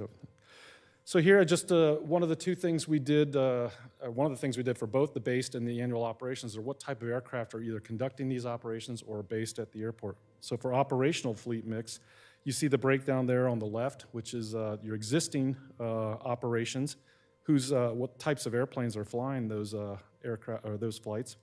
And you'll see, obviously, a lion's share is the single engine. And it's a little misleading. You see 0% and 1% for the rotorcraft and jets, but that is just because of the rounding and the total number of 181. But really, the rotorcraft are just under 1,000 operations occurred in 2025, and the jets are just under, I think it was, 1,300 operations occurred in 2025. Moving forward at the projected outlook for 20 years, we have a similar breakout, but as the FAA aerospace forecasts have shown again and have in the past years, really the growth in the general aviation industry has been in the turbine jet side of the house as well as rotorcraft, and that's reflected here with single engines certainly being the majority of your operations in the future, but you're going to see more share of rotorcraft, jet, and to some extent the multi-engine turboprops. Based aircraft, a similar methodology that we looked at past studies, industry trends. In this case, we ended up selecting a composite of the growth because we don't see a lot of based aircraft coming into the airport in the first 5 years of the study because you just built some hangars and there's other things that are going on. Obviously, the terminal building is one of the bigger projects that are occurring right now. But in the long run, we do see there is a demand here. I think the current count on the hangar waiting list is 55. And that's something that all airports experience in Florida. And I'm sure you'll find airplanes that are on your waiting list or might be on the Ormond Beach waiting list or even Palaca's. But we do want to look at that demand. And one thing I meant to point out on the previous slide for operations as well as this one is when we look at these forecasts, these are unconstrained conditions. We tend to look at them, that the sky's the limit, if you will. This is what the market would bear, so to speak, on the demand that's in the community or certainly around your airport. So that growth shows it going to about 160 aircraft from the base of 91 today, so about another 60-some aircraft. And again, no surprise based on the way the industry standards are, when you look at the fleet mix today that you have based at your airport, Next slide, if I didn't advance it. Thank you. It's kind of the same breakout, but again, on the left, that's what you have today at the airport. There's a primarily single-engine aircraft, but there are 3 rotorcraft and 4 jet based there, and then a handful of multi-engine aircraft. And again, just like the operations, the way the industry trends are going, the way the aircraft, the fleet is evolving with the new manufactured, the ones that are being manufactured today, as well as those that are being taken out of the fleet or retired, we expect to see more rotorcraft and jet aircraft over the period, but again, single engine is still going to be the predominant resident here when it comes to the based aircraft. And then the last couple of slides, I had mentioned that the FAA is certainly interested in the critical aircraft for both of your paved runways as part of this forecast. So we take a hard look at that based on really that data I mentioned from the VER tower. It's really valuable in understanding who's operating on which runway, because believe it or not, the tower does not record that information. So the VER tower data has been very valuable in that. But the existing conditions for your primary runway 1129 is a mid-sized jet. We picked, this is just a representative jet, but we really get into the coding, which is a little more on the nuts and bolts of the way things are evaluated from design standards. It's a B2 aircraft, we call it, that is basically based on performance and size of the aircraft. But it's a mid-sized jet, the Falcon 900 being, again, a representative aircraft of that group. And moving into the future, that size aircraft doesn't really change too much. You have about the same size aircraft, but it's a little bit faster aircraft, and that's why it's a D2. And the Grumman Gulfstream G450 was picked as the representative future critical aircraft. The thing that's important to note here, and you'll certainly see in the next phase of the study, is that your airfield can accommodate both of these categories today. You really have a really well laid out, in fact, the airfield's, for all intents and purposes, a pretty new airport compared to many of the facilities around the state. A very similar story on 624, which is the crosswind or secondary runway. It has almost the same length as the primary. So the current critical aircraft is the same. The Falcon size aircraft, that family, if you will, or grouping of aircraft, operate on both runways today. And then in the future, we see, again, a slightly faster mid-sized jet coming in, and that would be going from a B2 to a C2, which, again, we'll spend more time on that next one, how that affects design standards. But I think it's, again, worth mentioning that runway 624 can easily accommodate both its existing and future critical aircraft today. I feel like I've run through this, but let me finish with the project schedule, and certainly I'll answer any questions. That's going to be a little hard to see, I apologize. But working paper one's the blue box down at the very bottom there. There are 4 working papers. I think Roy may have mentioned that. But, and then everything will come together at the end for a consolidated draft. But through each of these working papers, we will certainly be working with the airport's master plan working group, but also coming to you and having public open houses throughout the study. But the next time that we have a working paper coming out will be later this summer, as we get through those facility requirements and start looking at some of the initial environmental elements. And then the third working paper will be closer to the end of the year, where we have gone through the alternatives, and we'll have another workshop certainly with y'all, and then start to look at other features before we try to set things onto the airport layout plan. In other words, the final recommended, or as I said before, compromised, and what what alternatives we want to move forward on future improvements. And then the last part moves us into the early part of next year, where we look at the capital funding and how the program just works out for the 5, 10, and 20-year horizon. So again, I feel like I ran through that really fast, but I'll be more than happy to answer any question. Thank you, sir. I'll go ahead and open it up. Anyone on the board wish to have any questions, comments? Just a quick one on airport usage or runway usage in the future. The Gulfstream G450 weighs quite a bit more than the other. How's that going to affect wear and tear on the runway? Your runway could handle it today. I think the pavement is thick enough to accommodate even heavier aircraft than that. The length becomes an issue on the bigger aircraft, so you won't see as many of those. Well, my question is the life of the runway. Is it going to affect the life of the runway when we move to heavier aircraft? I don't think it'll affect it too much. No. All right. Sure. Good afternoon. I don't know when we will be affected by the trends of urban air mobility or passenger drones, as they call them, air taxis, those kind of things. Is that methodology included in your study? Yes and no. It's the main term in the industry is advanced air mobility, AAM. But the one that a lot of people talk about is the eVTOLs, which is the electric vertical takeoff and landing. So most would say almost electric helicopters. It is mentioned in the forecast chapter in a couple of places. And since none of those aircraft, there's a number of manufacturers that are building them as we speak and trying to get certified through the FAA. Since none of those aircraft have been certified yet, it's kind of hard to even justify or do a separate forecast. It's really, I don't know what the scaling is going to be. FDOT has been looking at it for a couple of years. We've actually been working with them on those studies. But it's mentioned in there, and much like I had said earlier, that there's growth in the jet side of the industry and growth in the helicopters, or rotorcraft. That's why if you, when you read in the based aircraft and the operational fleet mix side, we are a little bit heavier on the vertical or the rotorcraft side for based aircraft and operations, because we're assuming that's where a lot of those eVTOLs, because those are going to be the first vehicles that come out of this AAM. There are some electric aircraft flying today, but that's not really what the industry's pushing for. It is, like you said, the urban air mobility and the air taxis and those sort of things. So we kind of tip our hat to it, but it's a lot that remains to be seen as to how that market's going to grow and again scale.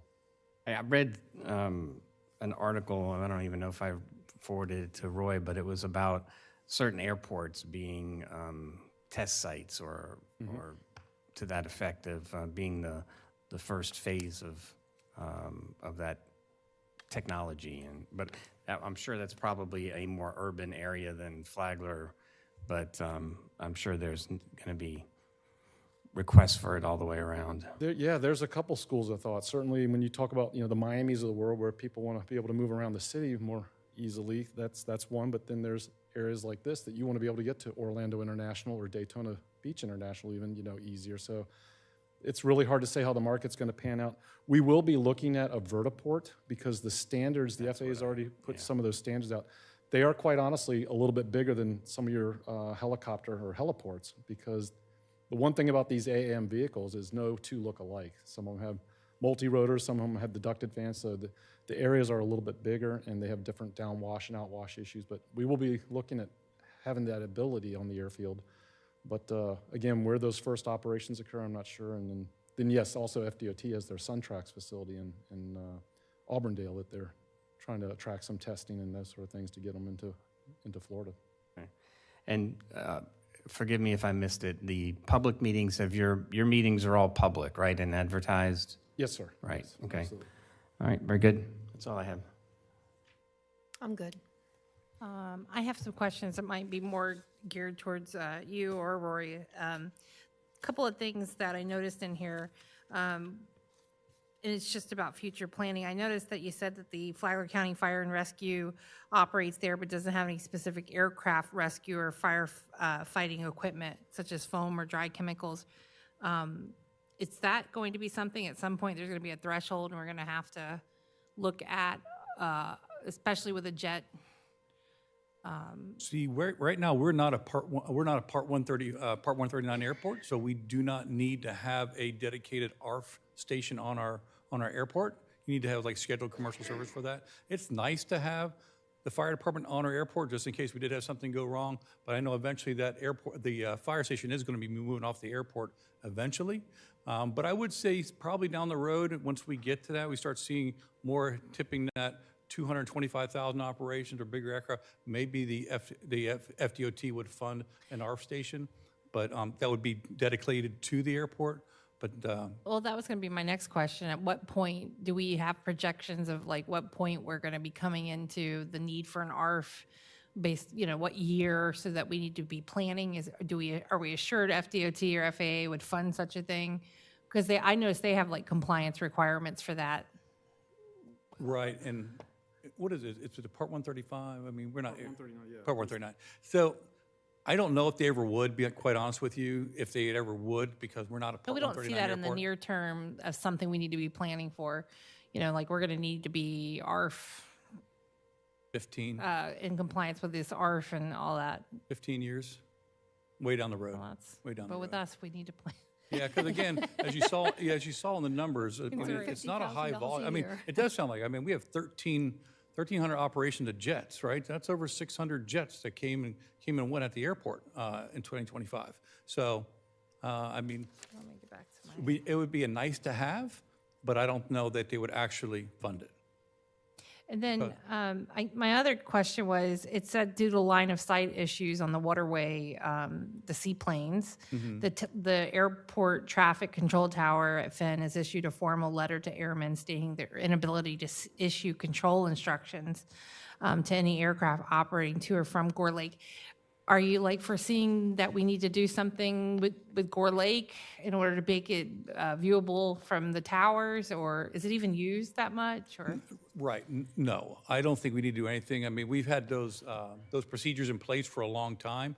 I wouldn't want to do a clear cut of all those trees around around there, and it's worked out well. There's not that many operations on that lake. Maybe that was something we look in the future if we ever, if we actually really did do something on that. Right now we just have a dock, right? We don't have no access to get off there onto a ramp or to the airport. But there's plans in the airport master plan. You will see that, right? We did it in 2015, but we're also going to incorporate in this airport master plan too, be able to connect that, have connectivity to the lake. so the formal letter, is it go out often, or is it just something That's pilots? why I had to do it one time. So how do pilots know that? So hey, basically, we when a can't see you from the pilot tower? asks that the seaplane wants to land, the tower gives them certain language, letting them know you're basically clear to land. However, we can't see you. And then what they say, once they land, that they contact them again. Just God forbid, right? They land and flipped over, they wouldn't be able to see them. So once they land safely, they also then respond back to the tower that they landed safely. Okay. But it's not used that often, right? No. Gore Lake is. That's Not that interesting, often. though. Even though we do have Ryan Aviation out there, but he does most of his training out there in Crescent Lake.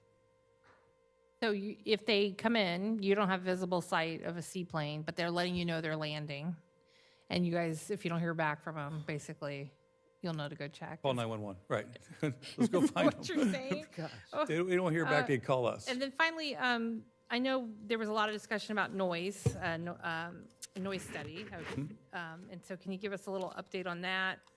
I'll let Doug talk. I did send you an email. We asked about that. Yeah, but we go ahead did. and I just go on want to, that, Doug. I'm sure the public's going to ask.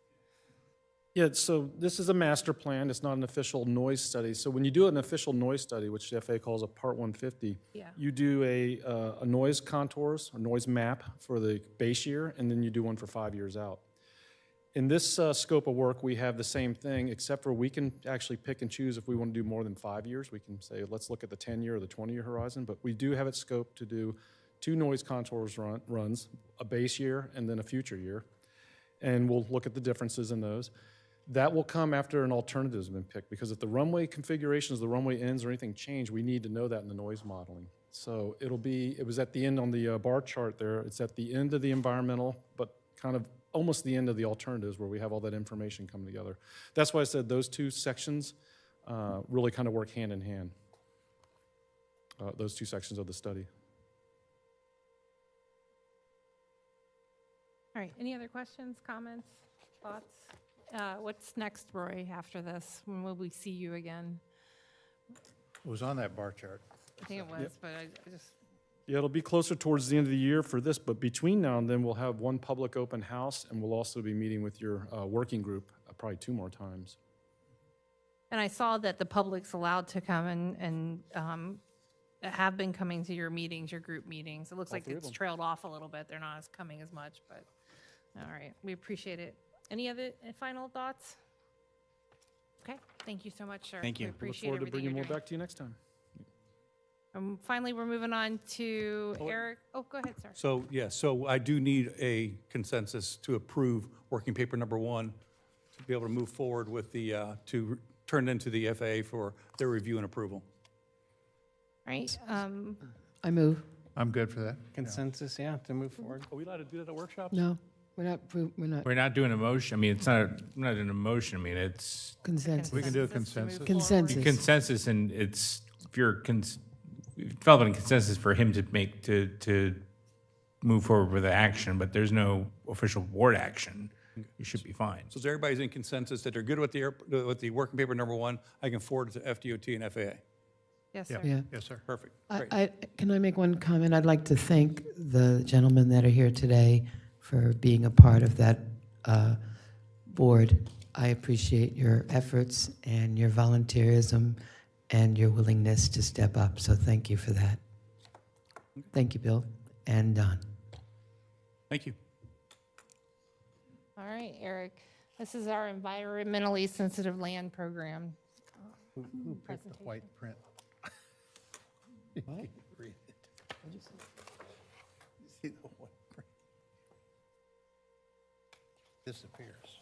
Good afternoon. Just wanted to take the opportunity to kind of give you guys a quick briefing of some of the things that have happened this month with the Environmentally Sensitive Lands Program, as well as go over a couple of changes we're making on the website to sort of continue to prepare towards 2028 if the program continues to be extended. So just wanted to go through that very quickly.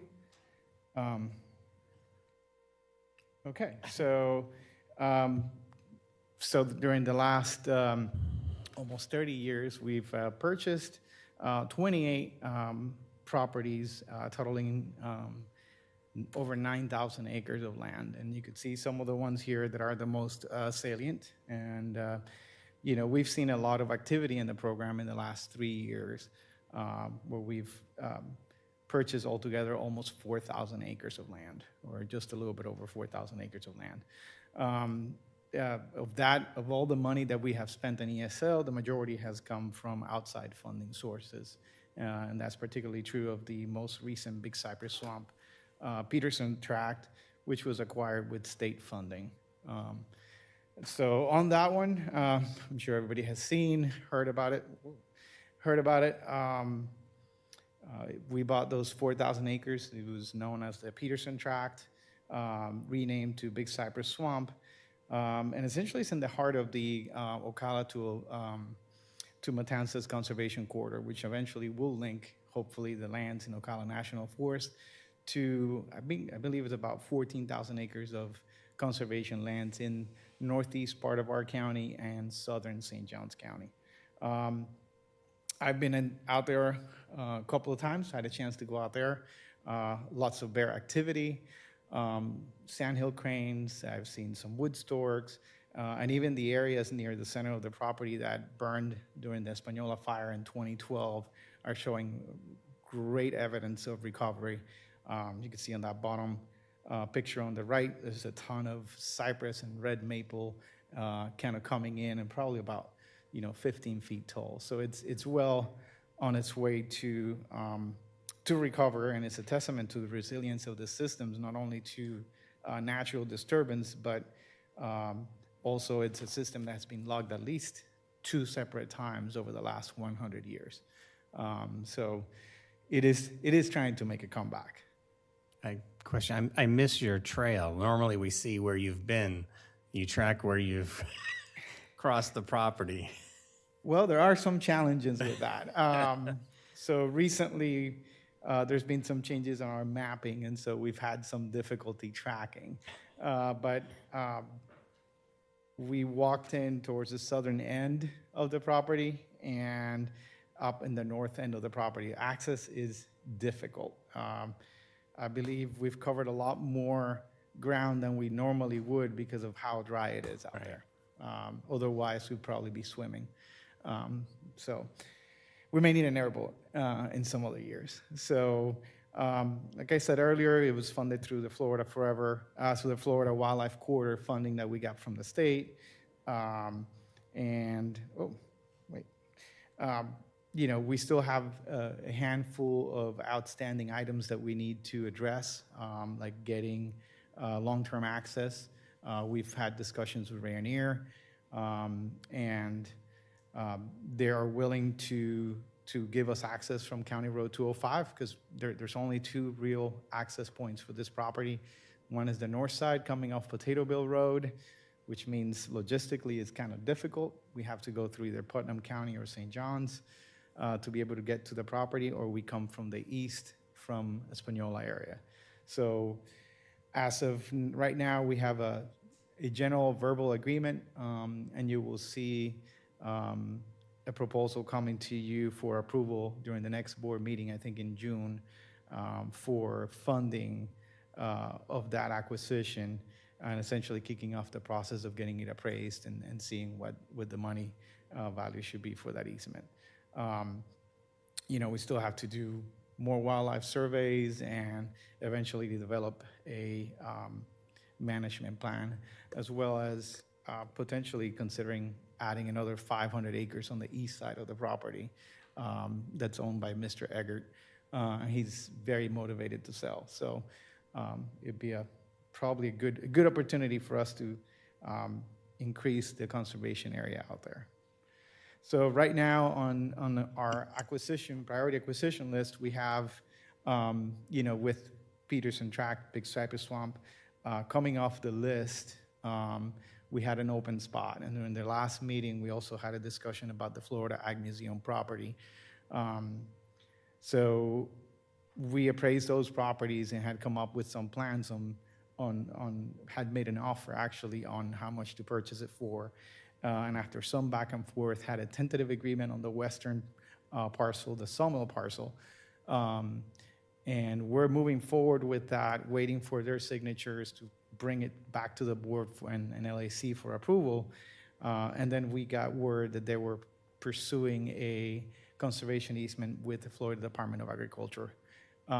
They wanted to add one more easement on the property, which would have changed potentially the value of the valuation of the property and essentially rendered our appraisal on our offer not valid anymore. So for the time being, it seems like that's the direction they want to go. And they may or may not come back to us for a future sale to the county. So what we've done is during our last meeting with LAC, it was recommended to be put on the B list and see if there's any more movement. And that's justified.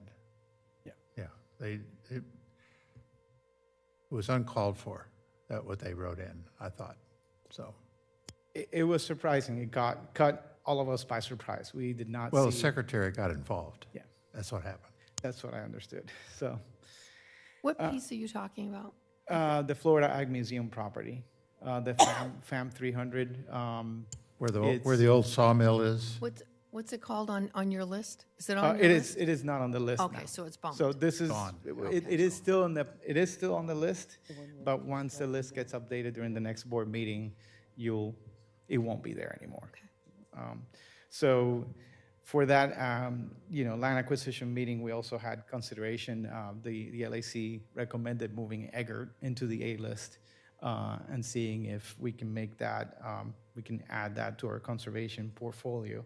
And the other property that was evaluated is Orange Hammock. It's a 2,200 acre property out on the west side, and they're going through FDACs to get funding. But it seems like it would be very helpful for us to be involved as a partner and help facilitate that. So that's what's coming. So this is kind of what, a lot of what I've gone through, but you'll also see coming at some point Marineland. We've made an offer. The offer has been tentatively accepted. There's a lot of contingencies in it. And we're still kind of working through what happens with the wastewater treatment plant and trying to get all those pieces together to figure out where that can go.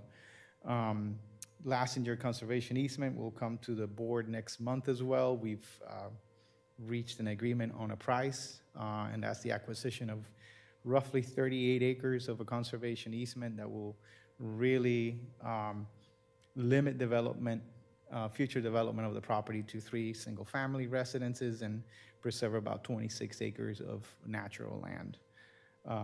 Lake District 132, it is, we're partnering with St. John's River Water Management District on that, and they're still working out, when they get involved in a conservation easement or any acquisition, they like to take the lead on the project. And so they're still working out on the terms with the seller. Cedar Point, we are starting to get some traction and moving that one forward. We've had North Florida Land Trust reach out to them and discuss the terms as far as what it is that they want to do on the property for the future, and that becomes the framework for that conservation easement. So that one's still moving forward. FAM 300, That's the Florida Ag Museum property. I just explained that one. And then Bulow Creek Floodplain Addition, we got all the forms back from the seller, and we have submitted a triage form for Florida Forever to determine whether or not funds will be available during the next couple of cycles. So keeping our fingers crossed. One of the things that has changed is for marine land, we were initially buying two areas of the property, the marina and the hammock sections, and that was altogether about 10 acres. When that appraisal came back, it was incredibly expensive, and so we approached the department, so Florida Department of Environmental Protection, Florida Forever, and said, hey, we can't really afford this at this price tag. Are you guys able to help? And so what they did is they changed their boundary of their project and added the marina to their portion of the acquisition, which reduced our responsibility as far as how much it would cost significantly. So what that means is it kind of frees up a little bit more money to the point that if Florida Forever funding didn't come through for Bulow, it is very likely that we'll be able to buy that one outright with ESL funding without having to use state funds. Does the 35 acres up at Marineland, Yes. that includes the marina or no? The third includes the marina. Includes the Well, it marina. doesn't include the basin, but it includes the marina, the areas adjacent with the marina building. Right. The That basin land to the west, that little peninsula that we need to finish the job out there. that is yeah. included. That's included, Yes. okay. But I should say that it doesn't include the boat basin. No. That's right. owned by the town. Got it. Yep. Okay. So funding, we are roughly have about $10 million in the ESL referendum funds. And we are looking to get another $2 million in 2027, and then another $2 million in 2028. And then at that point, our funding is, no additional funding unless the program is extended. And for the Florida Wildlife Corridor appropriation, we still have about $3.9 million left. So some of that money could be used for marine land, and that's kind of like the direction that we're going. And part of the reason is that allows us to have more flexibility with the other $10 million especially for Bulow Creek. Because Bulow Creek is not within the Florida Wildlife Corridor, but the river to sea marine land area is. So we're approaching it in that way to free up those funds. On the other side, we've been updating the website, anticipating potential for more people interested in kind of getting more information in there. We have a little bit more about program history, program objectives, acquisition process. So there's some added information. We've added a mapping tool that allows the public to have access to all the past acquisitions. There's been some questions about, so what have we bought in the past? And one of the things that we realized is that we'd never really mapped it. So we've created a data set where all of that is in one spot and people will be able to find it. And then beyond that, we've also added all the projects that are currently on the list so people can see what it is that we're working on. And the last thing we wanted to add is one more map that depicts the areas that we're interested in, which is kind of what this is here. This map here, as you can see, the one on the left is Flagler County, and the one on the right is still Flagler County, but it kind of highlights the areas where those wildlife corridor links and conservation links are going to be very important to preserve. And you could see, in the map on the right, Peterson Tract is kind of like in one of those areas, and a lot of our acquisitions, including the Orange Hammock, are kind of very well located and positioned to fill in those gaps and get that connection.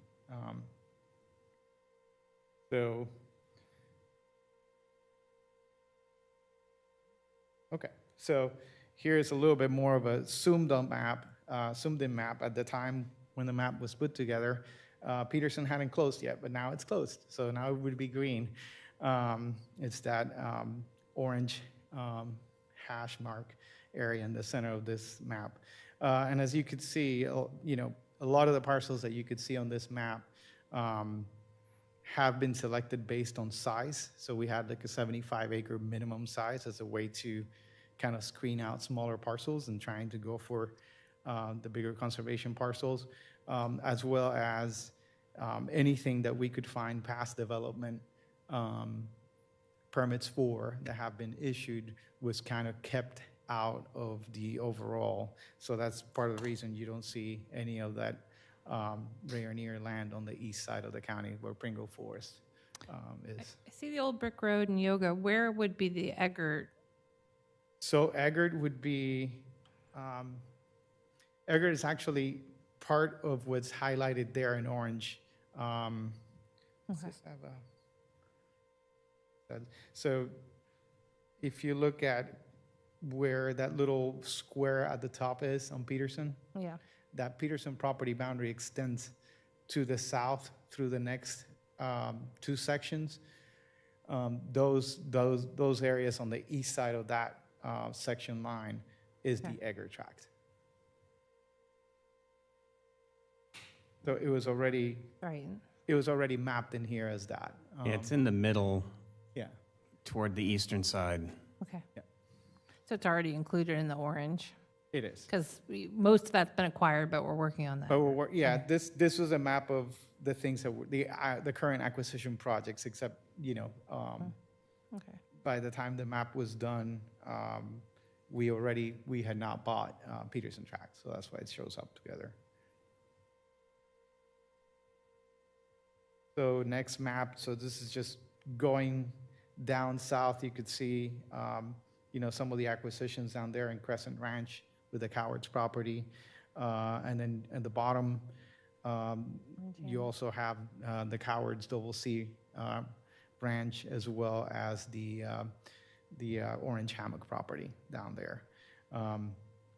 Some of it is not, you know, wasn't mapped as high priority because there's other lands that are probably higher priority, but it still would secure some of that.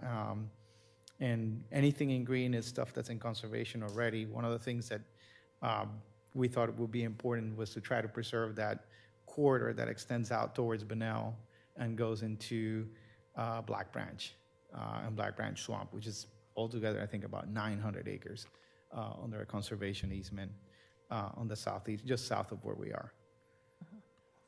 This is good because it does focus, right? Instead of just pieces all over, you focus on these corridors, and it's got to be a really good tool for you.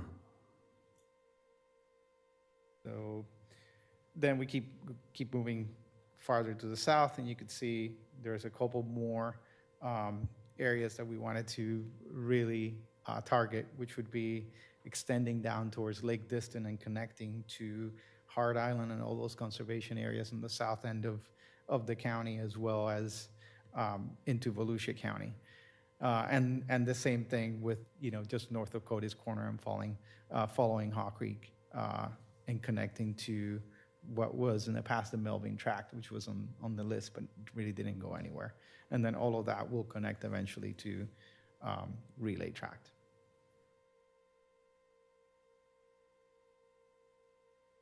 And that is all I have. So all the updates I have. Thank you, sir. Any questions for Eric, comments? I would just say there's still time to reach out to Representative Greco and tell him to put funding on Florida Forever. The House is at 0.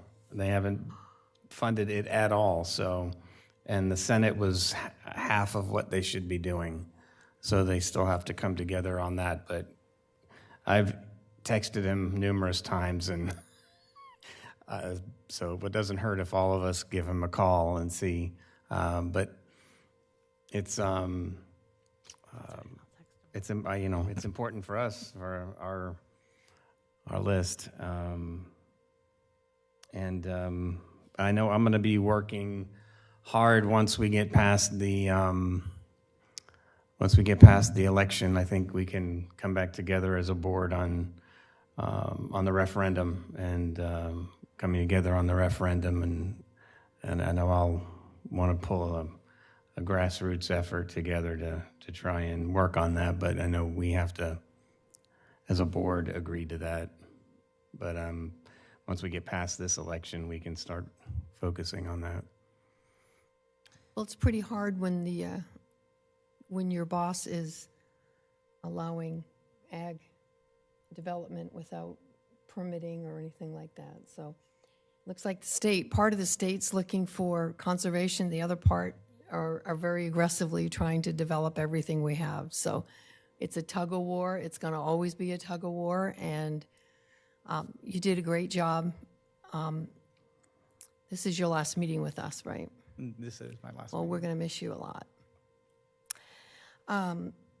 I did contact Sean in the legal department and asked about the agreement that we set up with the land trust. That land trust is 1 year old tomorrow. Okay. So I believe they should be coming before us with some kind of report. The contract states that they send the county monthly reports. I don't know how much work they're doing, but I was not a big proponent of that trust.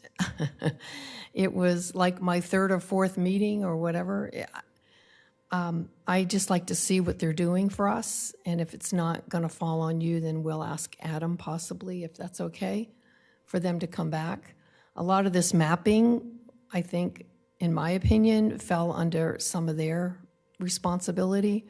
Some of the scope of their work was referral and helping us bring some of these contracts to the table and to the purchase. Just want to hear if you don't want to do it today, just would like your opinion on whether or not we should move forward. That is not an inexpensive agreement that we have. I don't see this board not moving forward with ESL in the future, but is that relationship a strong enough relationship that we need to keep funding it? So, in general, they have been extremely helpful.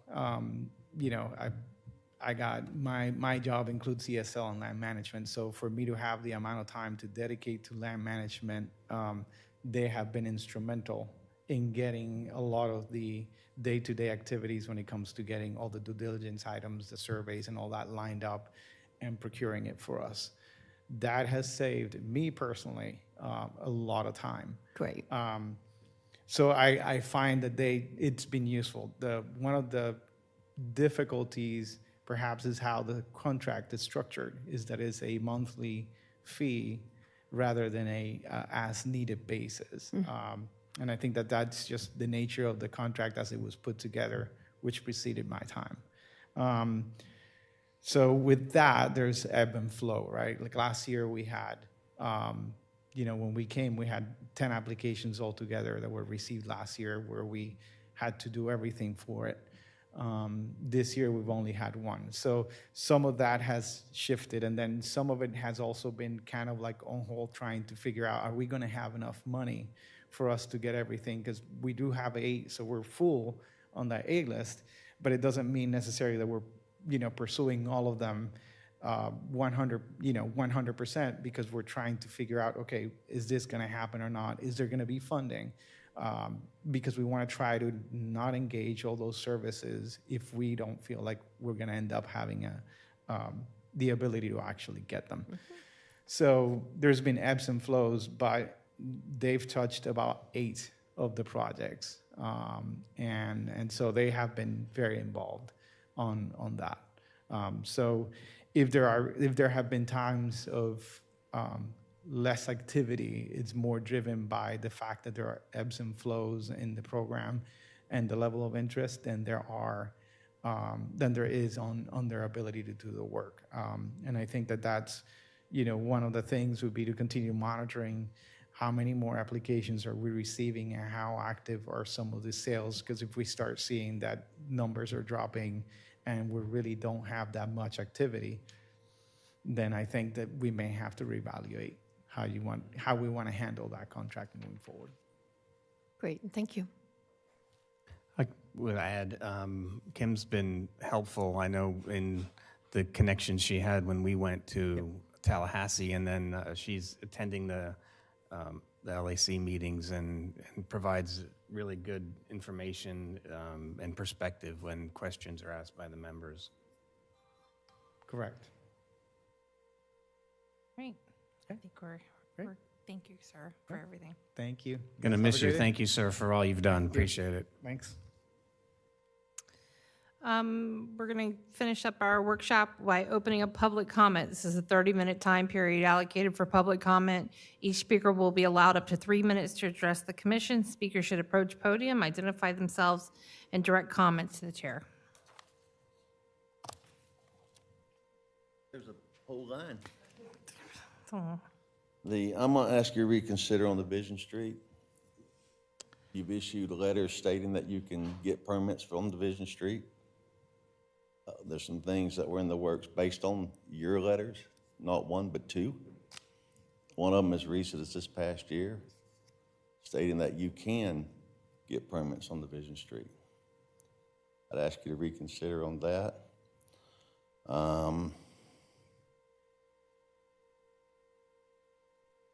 And I'd also would like a letter stating that I can mow the roads. I have property out there, and if I so choose to mow them, I should have the ability to mow them. And then my other thing is how do you get a hard copy of the minutes from this meeting? How do you get that? We'll put you in touch with the clerk's office for that. All right.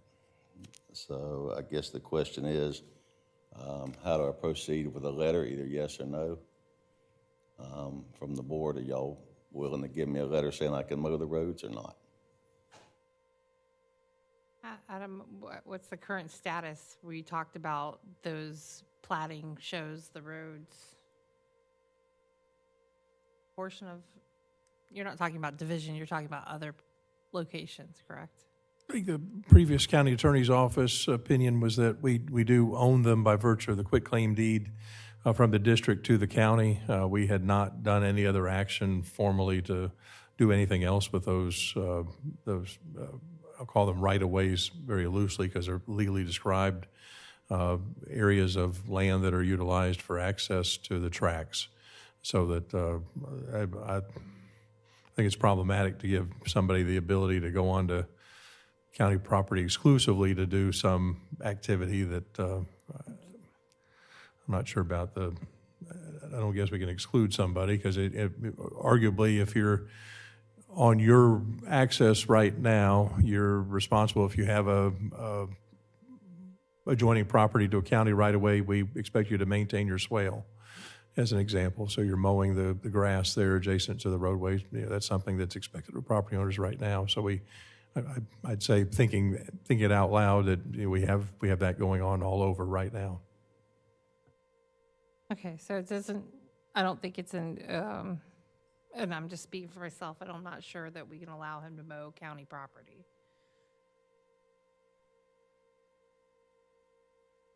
Anybody ran across On his this? property. Not without some risk. Well, have we ran across this before? Were we allowed? It's so rare, it's hard to explain, but until you've been out there, it's so rural and, you know. The problem is if it is deeded to the county. Right. So any type of maintenance or any type of activity on that property, it just, because it's not being maintained by the county, it could open the county to potential liability. It would be like allowing someone to do maintenance on your property. You can't control what they do, and somebody becomes injured because of that person's maintenance.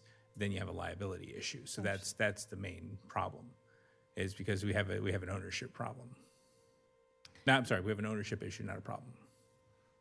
Okay, so it's probably not in the best interest or for Flagler County to do that. They're not going to provide a letter. Division Street, Ms. Carney pointed out there's 75 plus properties on Division Street. I just don't think that I don't know what the right answer is for that. I'm struggling with that only because they've permitted one. Because the district said you've we set a agree to allow precedence. you to use that. So if the St. John's folks want to permit it, or, Yeah, it's in Flagler County. but And if there our is no- permit is pending St. John's approval, then St. John's would have to approve. District, not St. John's. It's just Oh, a I'm sorry, the district, It's like okay. a road So if the district. district approves it, The road right? district. and we approve it, it gets done. But the city, the county still has to maintain But we the don't, road. we're not maintaining Division Street, right, today? Right. Well, And we then have we're no going to plan have to assess and do it If you permit. if you permit. And that How comes else are down we going to to get out there? Implementing an MSBU, and so Right. you would need the district's approval, that road district's approval, because we're saying. Right. Yeah, you need to make sure there's a mutual aid for all the new housing, and then you'd probably have to pass an MSBU on everybody on Division Street just to maintain the road. Or could the division do that? Could the, They're not interested in doing it. oh, That was the issue. They're not benefiting from it. Well, Unless we that's pay them. changed, and if you had gone back and had another meeting with them, you would have saw that. okay. Because I met with Mr. Fisher, and the two that you were talking about that threw a fit was Sour Grapes, because they wanted to buy a lot on the Flagler County side and build on it, and you told them no. But I think the district will be willing to work if you're willing to work with them.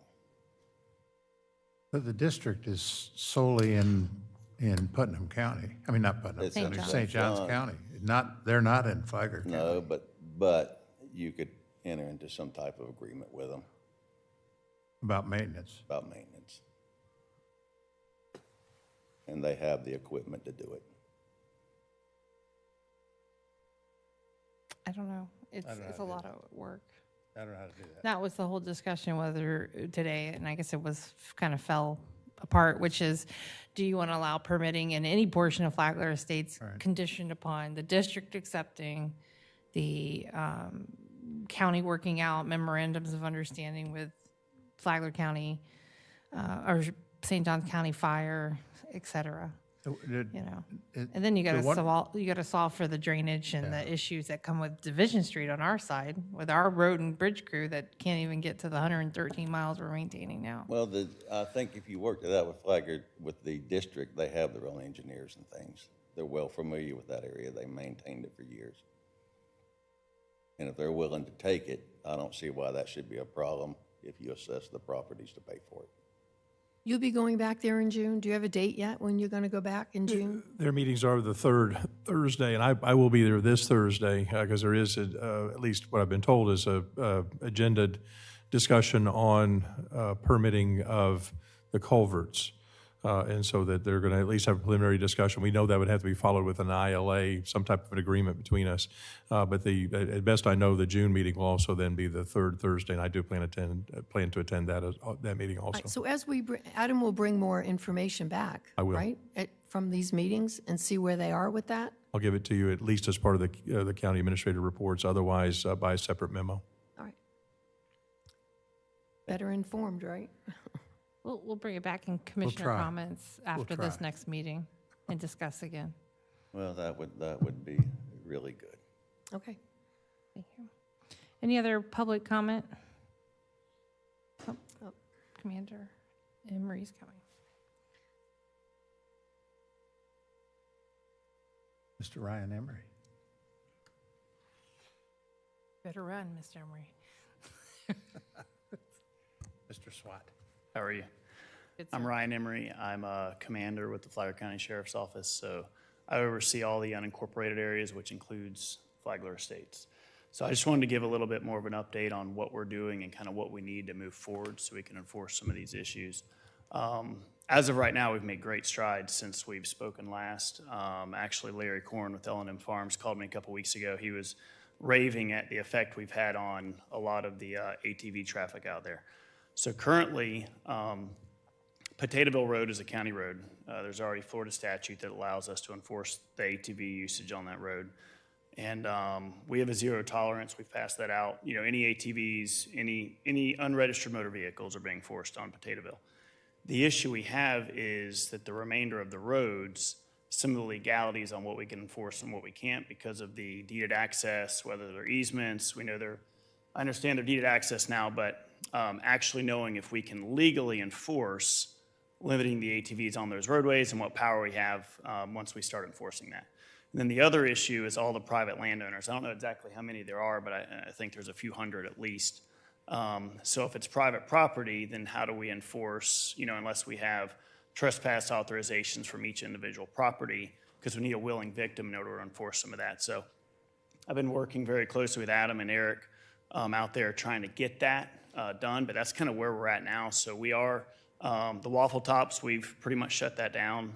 Once we found out, it's a little difficult to find out who, because there's not survey stakes or street signs out there, so find out who owned that. Once we found out it was county-owned property, that kind of made it easy for us. So we've been enforcing that. All the power lines are county-owned, so all those have been enforceable. Of course, no trespassing signs helps, but there's nothing that says we can't show up and say, hey, you're not allowed to be here. That in of itself is a warning. So we've been enforcing all of that. Of course, working further with Adam on getting a lot of the trespass signs and everything, that's going to help us a lot. But there is a lot of challenges there. So we're working on it, but we have had a lot of great strides. We've been out there enforcing everything, and we've been doing weekly details. The truck events with the food trucks and all that, I made contact with the coordinator, all that shut down, so none of them are coming out there anymore. So we're getting there. Good. All right. Good job. Thank you. Good news. Thanks, Ryan. Any other public comment? Seeing none, I close public comment. I look for a motion to adjourn. Move we adjourn. All right, we'll be back at 5 p.m. No.